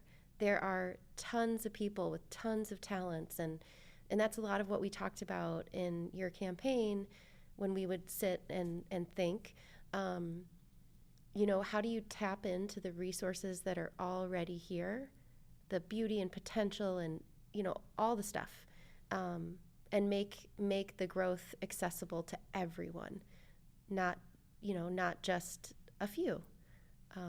So yeah, I think that part of it is trying to attract people to kind of talk to each other and generate power. Exactly what you're doing in the West End, but you gotta build community, right? And relationships, relationships, communication. I mean, that's how you're able to have community and do what you're getting at, right? And however we can do that, I'm always looking forward and excited to do that. Yeah. You know, so yeah, we can get that done. That would be fun. I've literally been talking to you for 2 hours. Do you need to go anywhere? I'm here with you. You know, I haven't noticed 2 hours. You know, Okay. So until you kick me out, I guess we'll be here. Yeah. You know, but truly though, Annika, I think about, like I said, my election, and I think about like to your point, how we're treated, and I believe it's opportunity, and I think even how I've handled it in some ways, I kind of get upset with myself, because I'm human, but I'm tasked with being a leader, and so that requires me to act as such. And so just as I recognized my mayoral campaign, we wouldn't get endorsements from this place or that place, didn't stop me and Vic with the mic on my chest and him rolling with the camera from walking in said place or places. You follow me? Yeah. And that's what I'm getting at when I talk about me recognizing, me accepting, more or less, what I need to do in the face of tension with establishment to obtain and do for real people, right? And so we'll get better. I'm getting better, and I'm excited about you know, what's next and what's to come. And I firmly believe the West End work that we're doing, like I was saying earlier, I firmly believe that is going to help prepare me. It's preparing me, but also people are watching. I'm aware people are watching, and the success that we have there, I think, will help people help show people that although I was unexperienced that time around, this time around, or whenever it was, oh, maybe he has a certain skill set, and that skill set is not Thurgood based. Yeah. It's working with people. Like, that's the strength of mine. The strength of mine is, I really believe, is finding the strengths of other people, Yeah. and maximizing those in ways that they can use for the greater good of everybody, right? And that's what I try my best to do, is remove myself as much as I can, let others shine within their strengths, and then try to insert myself to help in areas where we need to get the job done, right? So that's what I've always done. Yeah. That's what I've always done, and that's what I try to do. It's beautiful, and you're good at it. You're also kind of like the Terminator. Did you ever watch that movie when you were a kid? Where he's just like, you just keep getting up. Like, you know, you just keep getting up. You'll be back. You're doing the work.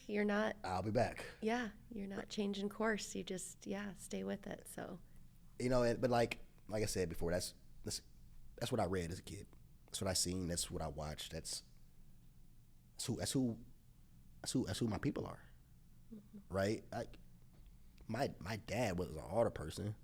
You know, besides, I mean, I wasn't privy to everything, of course, but I seen certain things. I read the paper every day as a kid. wow. So you don't think I see my dad in the paper sometimes and things I'm like, You don't think my dad has some articles in the paper that weren't like, what? Yeah.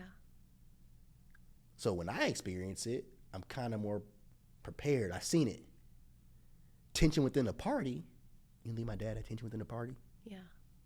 Before my dad was an auto person, the establishment would tell the audit person what to do. You don't think they didn't want my dad to be an audit person? Yeah. You don't think they were upset? You don't think that probably had a reason? You follow I'm getting there? Yeah. So I can't be that arrogant or self-serving to think that I'm above certain things, right? But because I know better, my job is to do better. Yeah. Right? And so that's what I mean by it. I'm kind of upset with myself in some ways. And that's probably, I'm upset for being imperfect. I mean, but how old were you when I met you? Oh, geez. Annika, now you're aging us. Like 2019, 2020. 2020, I was, 93. I was 27. Yeah. Wow. I was 27, a baby. Yeah, 27. Yeah. Right? And so I'm truly excited because, wow, that was 5 years ago, but like Amelia, for example. Amelia is going to be a junior in college now. A lot of those kids who were in, I help them. And Amelia was like a Rock Island High School. Rock Ridge. Oh, Rock Ridge. Which speaks to, that's another point why I didn't run. Rock Ridge wasn't even in our district that I was running for. Yeah. Yeah, and she was a Rock Ridge student who was basically helping you manage everything because, yeah, and probably learned so much. I mean, she probably got like a master's degree. Can I tell my Amelia story a little bit? Yes, yeah. And she laughs when I tell her story all the time. But Amelia, this is right before you like told me officially, like, Thurgood, I can't help you, right? Yeah. I think you were trying to fight it. Well, I was like, out of nowhere, I started having like a heart issue. My heart rate would go from, 70 to like 160. Was that before I asked you? I thought it was like right around that time. Okay. I was just like totally overwhelmed, and then I found out I had just like long-standing untreated anemia, which actually like changed the shape of my heart. I'm all fine now. Yeah. But I was really struggling then. I could not help myself or anyone else. Yeah. But I remember even you were like, I was like Amelia or not Amelia, Annika, just don't worry about me. Yeah. Right. But so Amelia, when I announced, it was in January, she reached out via the website. It was like, hey, I would love to, I'm Amelia, I'm 16-year-old from Rock Ridge, blah, blah, blah, blah.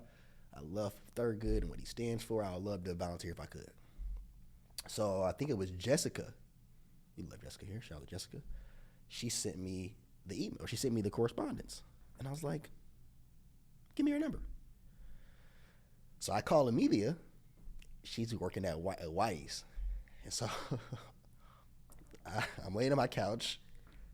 I had just woke up from a nap, actually, which I really take. And I seen Jessica send me the numbers. I call Amelia. I'm like, hey, it's Thurgood. She hangs up. So I call her back. I'm like, hello, this Amelia. I'm like, it's Thurgood. She's like, are you serious? Yeah. Oh, it was so cute because she's like, she couldn't believe it. Uh-huh. And so I was like, hey, I got your email. My team sent it to me. Let's have a Zoom next week. She couldn't believe that either. So we Zoomed the following week. Whole time in my head, I'm already knowing, like, I'm going to ask her to be part of my team in some capacity because my dad always told me, Thurgood, when people say or ask they want to help, allow them to. Yeah. And then allow them to help how they can. Don't judge them how it is. Right? And so that's what I did with Amelia. So we talked for a little bit, like half hour or so. And in the talk, I'm like, hey, you want to be on my campaign team? She couldn't believe that either. She's like, oh. So she joins in, and by the time the primary election in June, she was my campaign manager. Wow. Amelia, as a 16-year-old girl, and went to Rock Ridge High School, was essentially my campaign manager for my state rep campaign, which we lost by 23 votes. Wow. She was handling everything. And that's where I mentioned before, the foundation you all set, my mayoral campaign, allowed her to do so. And the communication she had with you early, all that allowed her to move from starting here And then as Jessica even was like, yeah, let Amelia do it. And okay, Amelia, let it. And by the time it was over, ask Jessica would tell you Amelia was doing it. And so that's a perfect example of allowing somebody to help and then them showing you where the help lies. Yeah. And the funny thing is, Amelia always says, when I tell that story, she's like, she thought I was going to have her licking envelopes. And I'm like, no, you're going to, if you want to do this, you're going to see. Yeah. Right? And I'm not going to put too much on you. But she's seen the nasty emails. Yeah. She's seen some things that. I wonder if people even knew. Like, do you know you're corresponding with a 16-year-old? Like, maybe watch your tone. And then even when we say that, they didn't care sometimes. But yeah. But she's seen certain things that did not strip her of her idealism. What did her parents think? Oh, her mom, as far as think about the correspondence or her experience? No, her experience, just getting invited into this world and then. Very appreciative. Mm-hmm. I see her mom often in the community, and she runs up to me. We talk. I love her mom. Her dad was appreciative. I went to her graduation when she graduated high school out in Rock Ridge. Is she studying political science or? She is a little bit, but Amelia's gonna be a lawyer. Oh. So she is at Rhodes College in Memphis, and she's gonna be everything I could only dream of and more, and whatever she wants to be at least. And so her mom has expressed to me that her experience with me and the campaign, how valuable it is to for Amelia and all that, and I'm sure Amelia has too. But I'm just as fortunate, and I love Amelia. I love all of them. All of them. Amelia, Alicia, like Mari, all of them. But it sounds like you didn't have a preconceived notion about who, kind of like, oh, I need this veteran campaign person, or I need the person with this thing on their resume.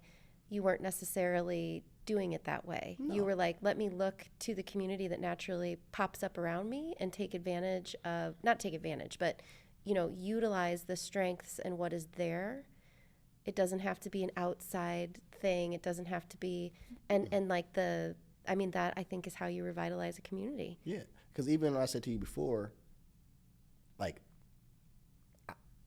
I can't make a logo, for example. The stuff Amy and Moses and Kira and Vic were doing to come up with colors, mm-hmm. Blue is blue to me. Mm-hmm. But they found a specific type of blue, specific type of red, white. I couldn't do that. That's not.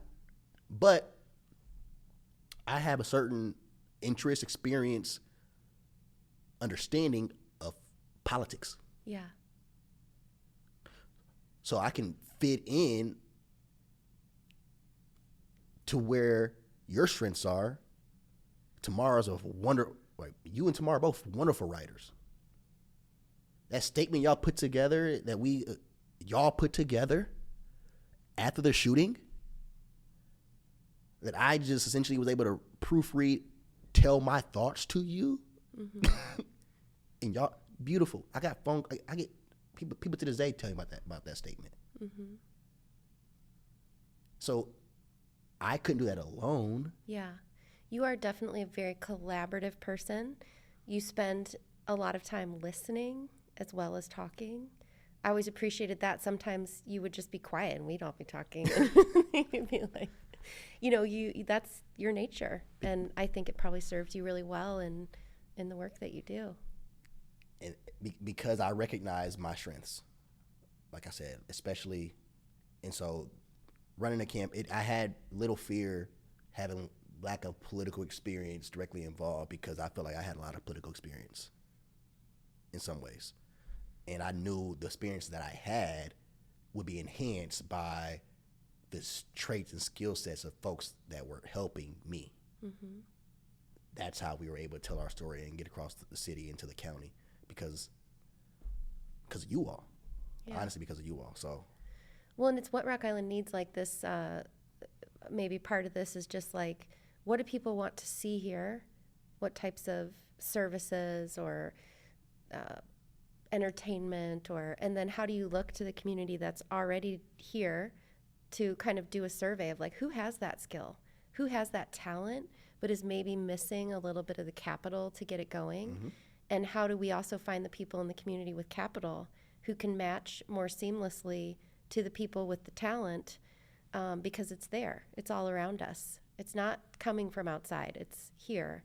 But, because there's just like sectioning off of resources or opportunity, or people just get together in different circles. It's like, oh, well, I was talking to this person, and if you're not, what did we used to say? If you're not in the know, you don't. If you're not in the know, yeah, you don't know if you're not in the know. Yes. But something like that, like matching people to talent and identifying gaps in the community, and like who could fill that gap. Maybe there is a little budding, contracting, like house building person who just is like, well, I like doing this, but I can't take it to that next scale. But maybe the city or the community is like, we need more people who can build that are from Rock Island.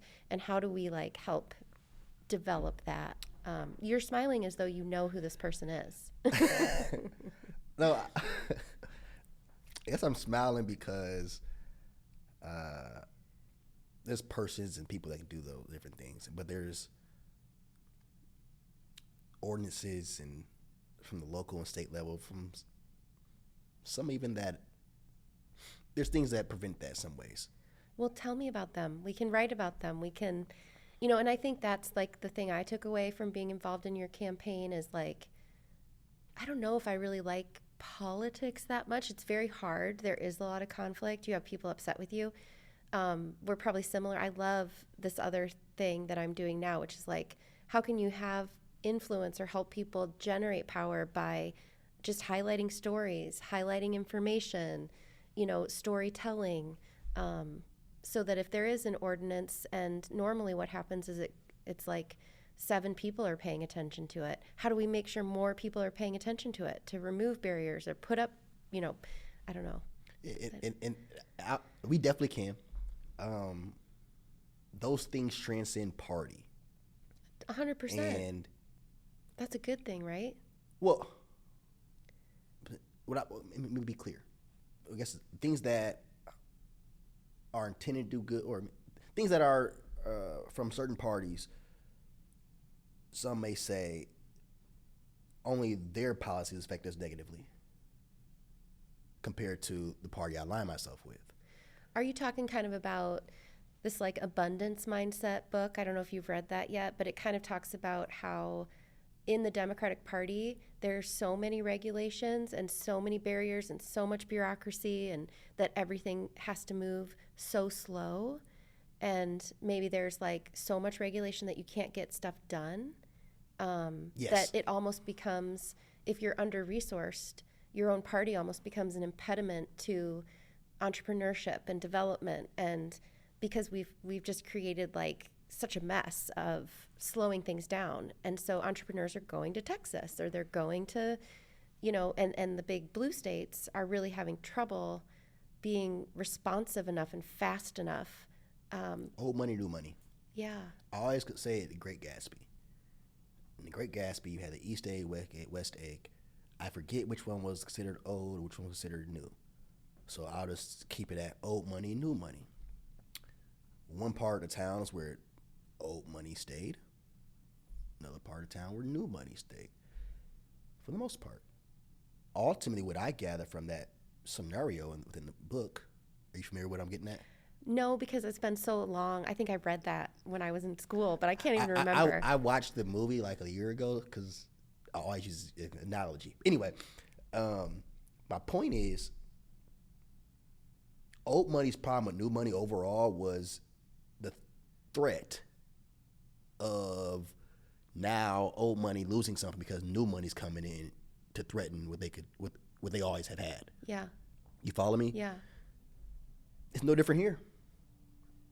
Rock Island and Rock Island County, Quad Cities.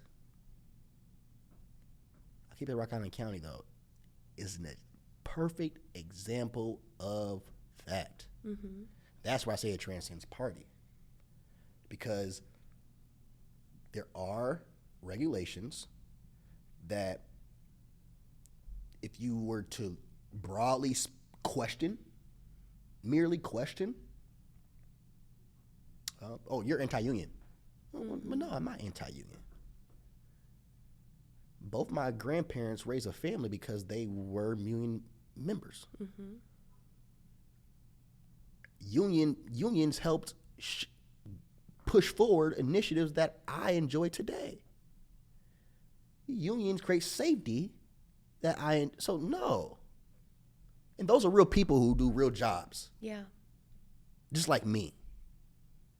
But to your point, there are certain regulations that an idea of safety may hinder someone who may own 3 properties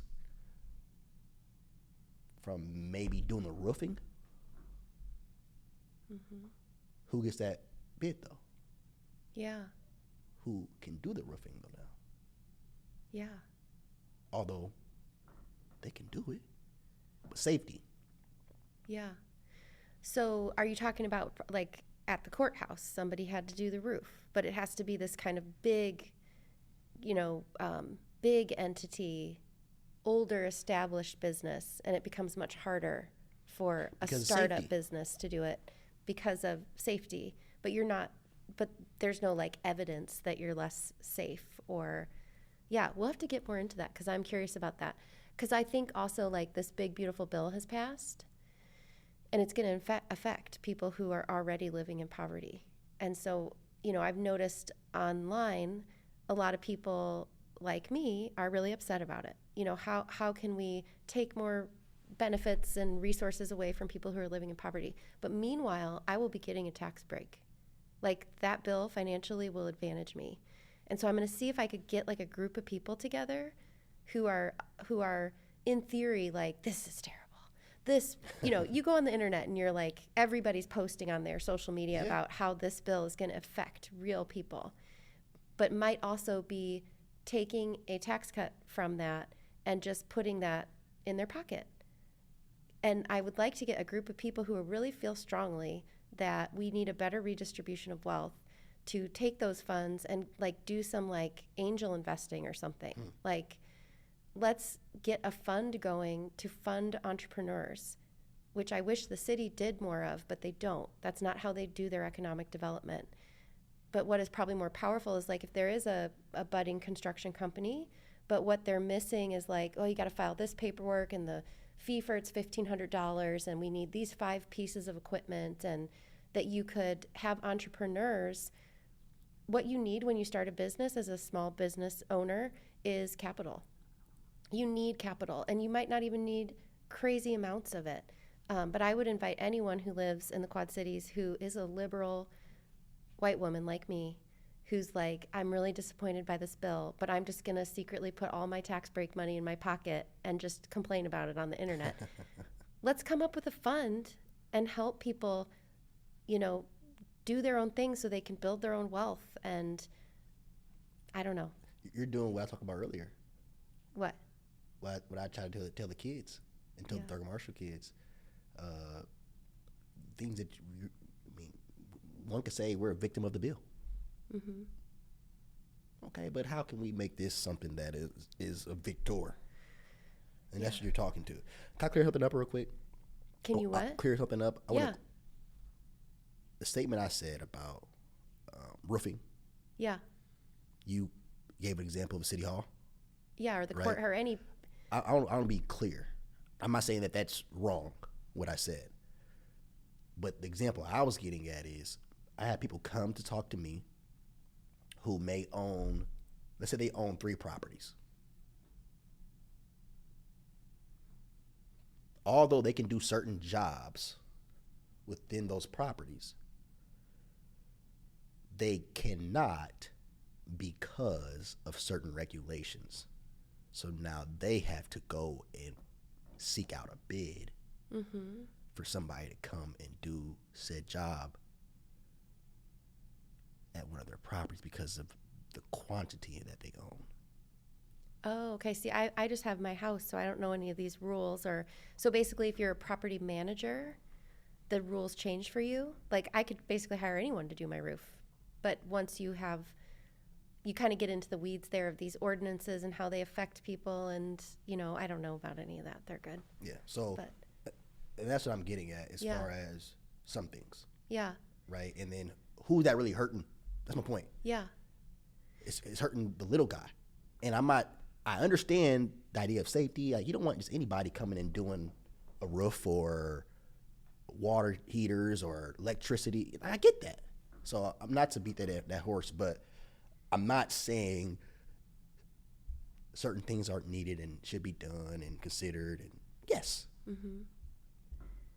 but you want to balance it with you have people who want to work and want to build companies and want to do the thing, and they have to pass through these hurdles of either, maybe it's like, well, you can't do this unless you have a degree or a certain type of training, and some of that is, like you're saying, some of that might be very valid, but some of it might just be hurdles to keep the pre-existing structure in place, and it's harder to make room for like the new generations of developers. Or most of our economic development happens through economic growth core over the last 20-30 years, and I don't know everything about that, but it's like, why is it just that one place and just their contracting company?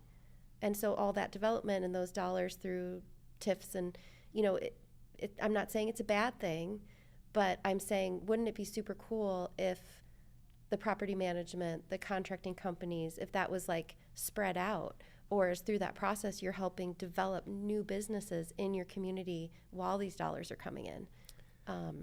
America was maybe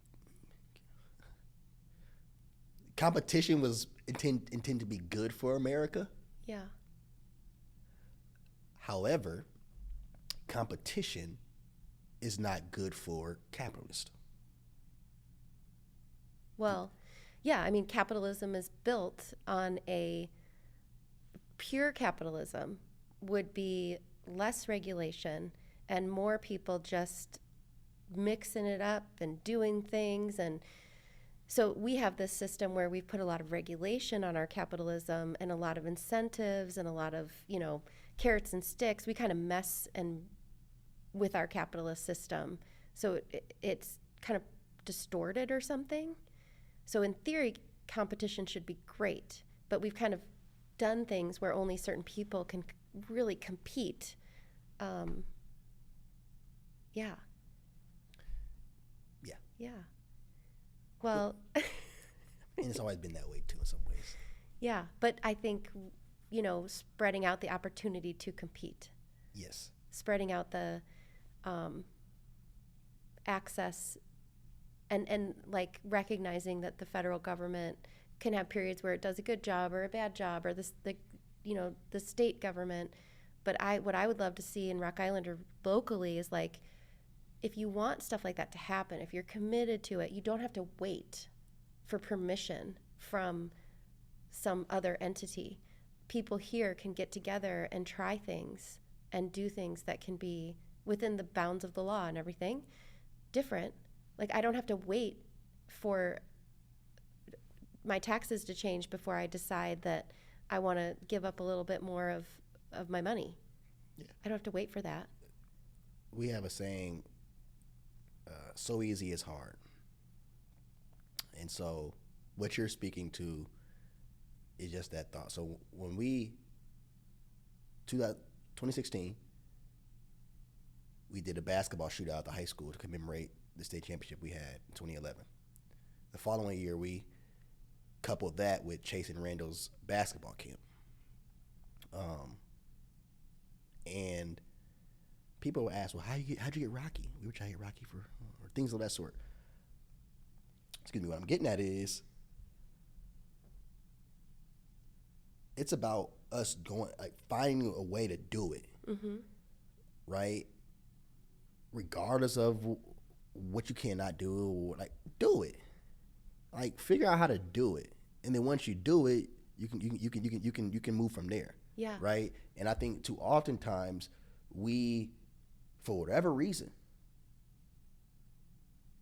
lean on what is supposed to be hard instead of realizing the hard part is just trying to just do it and figure it out. Yeah. Right? And that's the part I lean on is doing it. Because once you actually lean on doing it, it turns really easy. People start to join you. Yeah. Right? Especially if it's a worthy cause. Right? And so it's funny you say that because my first guest was Don Wooten, and I made this little sticker that Don Wooten is my spirit animal, you know, and you're saying kind of the same thing as him, and he's done so much in the community, but he just did shit. Like, he just did it. He was like, I had an idea, and I did it. Yes. You know, I didn't really ask for a lot of permission. I didn't check to see if I could do it. I didn't look up how did 5 other people do this, you know.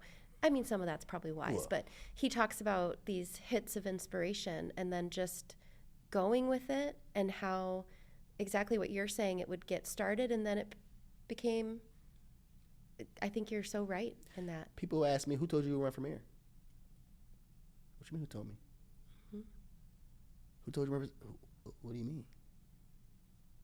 I'm going to do if I want to. But I wonder if that, because I've noticed when I've been interviewing council members, a lot of them are approached by other people to run. Both can be true. Yeah. But people will approach you and ask you.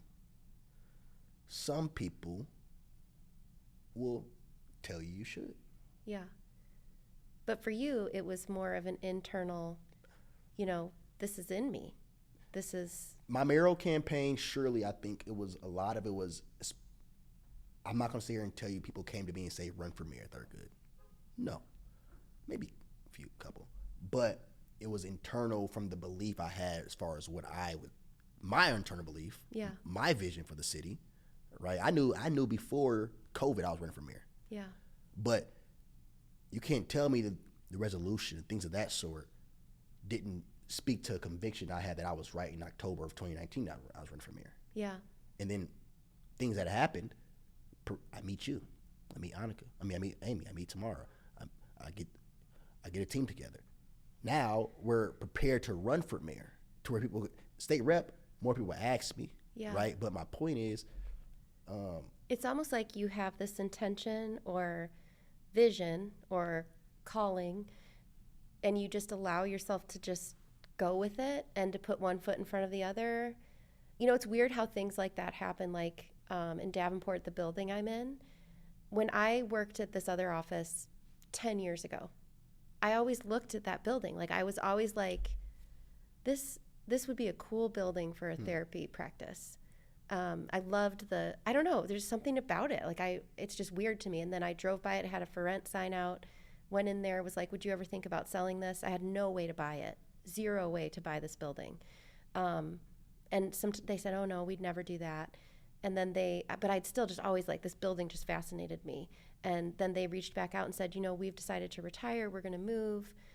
I went in and met with them, still knowing I had 0 way to buy this building. And kind of went through the process and started looking, and I was able to get a loan from the city of Davenport that covered my down payment on the building. And it was like, but it was so weird because that building was just always in my head. You know, like, stuff like that just happens where you're... It's funny how that happens. Yeah. You set an intention, or you have a thing you're pulled toward, and you just keep moving toward it a step at a time.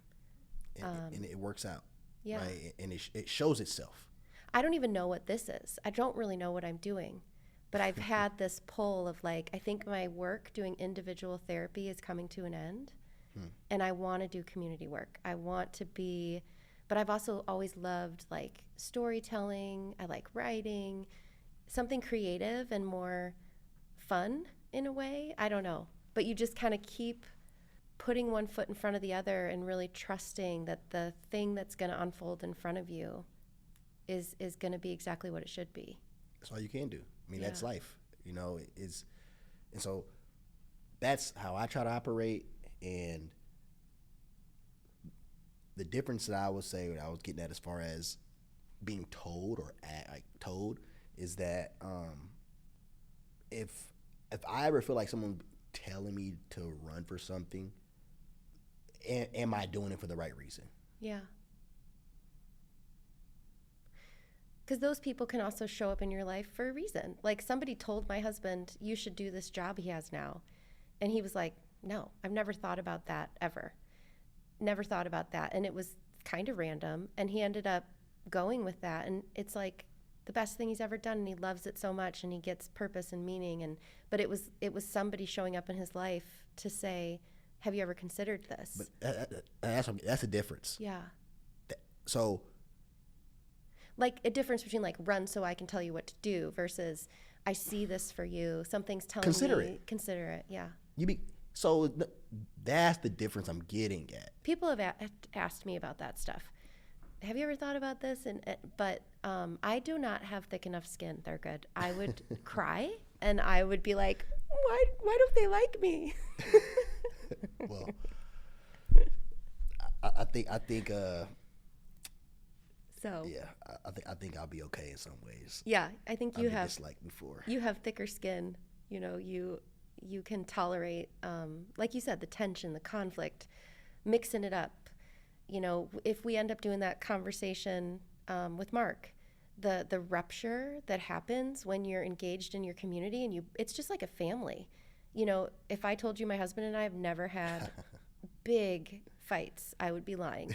But the thing that's beautiful about that is then you deepen your understanding and you have the repair on the other side, or with your children or your best friends. You know, there is rupture. It is part of life, but the juice is in the repair. Yes. And yeah. Which requires you look in the mirror and then look in the mirror. But I feel like our modern politics doesn't always give us a chance to do the repair part. And so if it's all rupture, which is a little bit of maybe what I experienced in your campaign was like, there's just rupture and conflict, but we don't have a way to then come back and repair or meet back at the table with the opposition. Or that was hard for me. It was very hard because I really need that. Okay, now how do we, and you're good at that. And I think because you're the person, like you got to go back maybe and have repair, but I was just like, you know. Yeah, and contrary to, I think some people, I mean, he's passionate, he aggressive, I don't know, whatever they may say about me. There's a misconception perhaps for some folks who may be naysayers that I don't have the capacity to do just that, right? But that's where I thrive, I think. I think I thrive in chaos, amidst the chaos. I mean, you mentioned in our meeting sometimes everybody's going, and I'm just sitting there. Mm-hmm. And then something shifts, and and so you mentioned Mark.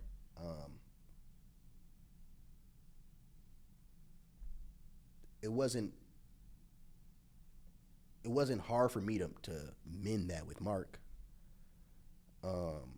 It took time to do so, mainly because I if it would have happened sooner, I don't think the understanding would have been there. Because I need to be ready, he need to be ready to hear what I was going to say. Yeah. Right? And I think people misunderstand me and my willingness to work through issues with folks for the greater good of the goal. Yeah. I'm really keen on keeping the main thing. Right? And that's, I think, what Mark found out in real time. And I think that's why him and our relationship is getting better. Yeah. Yeah, there's a saying in AA it's like principles above personalities. And it reminds me of that. It's like we're here for the principles of driving our community forward. We're not going to get distracted or bogged down in the personality stuff. No. That's football too, so maybe that's probably right there a lot of from football. I mean, yeah, it's a lot of guys. Yeah. You think we all get along? This big personality, that big personality, but when you come together to win a game or to be a part of a team, you need to sideline your personality a little bit to Nobody cares about what you think or your favorite color, and no, I don't care. Mm-hmm. We're here to win. Yeah, let's do that together. I love That's that. fun. That's fun. Yeah. Yeah. Well, I'm gonna let you get out of here because we've been talking for 2.5 hours, and I feel bad. It's all good, you know. It was a. I'm good the Joe Rogan hours. of Rock Island. It was a good 2.5 hours, so I sincerely appreciate it. And I look forward to any other conversation you and I have individually, with Mark potentially, walking, knocking on doors, or at a pop-up somewhere. I appreciate you, and allow me to come on and kind of tell a little bit of my story, and get people to see a little bit of who Thurgood is inside, and answer some questions.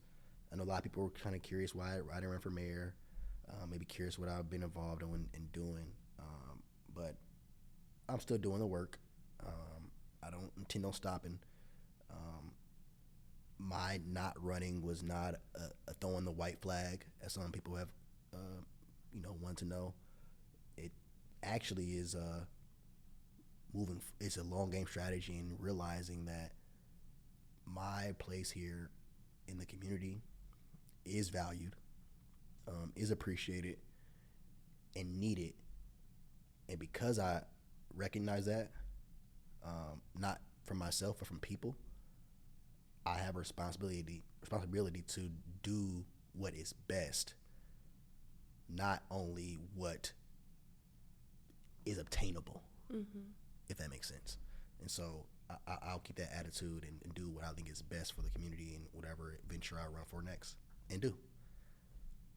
I'm Team Thurgood all the way. So I appreciate that. Yeah, and we'll talk again. Hopefully, you can come back and fill us in on the West End stuff or anything you're doing, or that would be awesome. Look forward to it. Okay. Look forward to it. So, well, thanks for being on the Rock Island line. Thank you for having me, and and I look forward to seeing this grow and what you and I can do next. All right, sounds good. Big thanks to Thurgood Brooks for joining us and sharing his heart, his history, and his hopes for Rock Island. His commitment to community and change is the kind of energy we need more of. If you liked this conversation, head over to rockislandline.com. You'll find more episodes, upcoming events, local articles, and ways to get involved. Come say hi at the studio. We're at 1810 3rd Avenue. Thanks for riding with us. We'll see you next time on Rock Island Line.